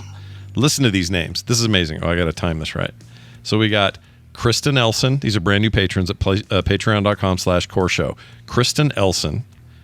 Here it is. Jill Steiner. That person's name is Jill. Jill Steiner. Jill Steiner. We have no Barry. Sorry. Barry. Somebody named Stings, Robert, and Bob Babcock. Which is I like that we got the plural of Sting in there. I know. It's pretty good. Stings. That's like two stings together. Yeah. Can you imagine how long sex takes? Tantric double up, man. A year. Yeah, it's a year. It's a year long. You got to edge forever. Now I know what that word means now because of you guys. Yeah. Anyway, they are educational show. Thanks for being patrons. That's right. Thanks for being here and being a part of it. No commercials ever for you guys. You also now get blessed with pre-show content every week, which is always fun. Monthly art in the mail and host specials. I got one coming up that you won't believe. That's my bait. Clickbait. That's clickbait for today. You won't believe what Scott says in his host special for the month of August. Sorry. Go ahead. What are you gonna say? No, never mind. It's unrelated. Sorry. Oh, got like a word out. You went and then went sorry. No. Sorry. Anyway, please sign up today and be a bigger part of the family over here at Core. That is patreon.com/core show. Everything else is at frogpants.com/core. You can contact us there, find all our stuff. It's all there, the archive, whatever you need. Let's throw it over to Grandma, put the mic in her hand, help her up, and let her stand ably near her walker and tell us the video games we played this week. Well, I understand you probably don't remember the games they talked about on account you didn't even know what show you was listening to. Was it Core? Was it The Instance? Was it something else? I don't know. Nobody wrote to Martha this episode, though. Nope. So you're confused, and I'll help you. This is what the games were. Ninja Gaiden Ragebound. Scott played Ninja Gaiden Ragebound. They're very different games. Roughly Gaiden. the same. Grandma, it's Gaiden. Beau played Ninja Gaiden Ragebound. Scott played the Spell Brigade and Shapes with a Z2. Mm-hmm. John played Minishoot Adventures, Final Fantasy X-2, Final Fantasy 11, and Final Fantasy 12. He can count. Yeah. And he thanked people for Time Flies in the Spell Brigade. Why did we talk about that? I don't know either. Beau played Titan Quest 2, Abiotic Factor, World of Warcraft, Yakuza Kiwami 2, and then he casually mentioned Elden Ring, Night Rain, Heroes of the Storm, StarCraft 2, and Valheim. Oh, yeah, he played all those things. Don't forget about Bobby, Grandma. Oh, yeah, Bobby. Well, he did. He said the instance thing. Bobby played World of Warcraft and Shapes with a Z2. There you go. Shapes with a Z2. Not in the show notes. Yeah, it's not there. She reads what she reads. Here for World of Warcraft. Yeah, I read it. If it's on the prompter, I read it. Yeah, read what's on the page. This has been Grandma? It sure has. This has been Core. Thanks for listening, everybody. We had a great time this week. We hope you did too. And we'll be back next time. That'll do it for us. Until then, eat a pie.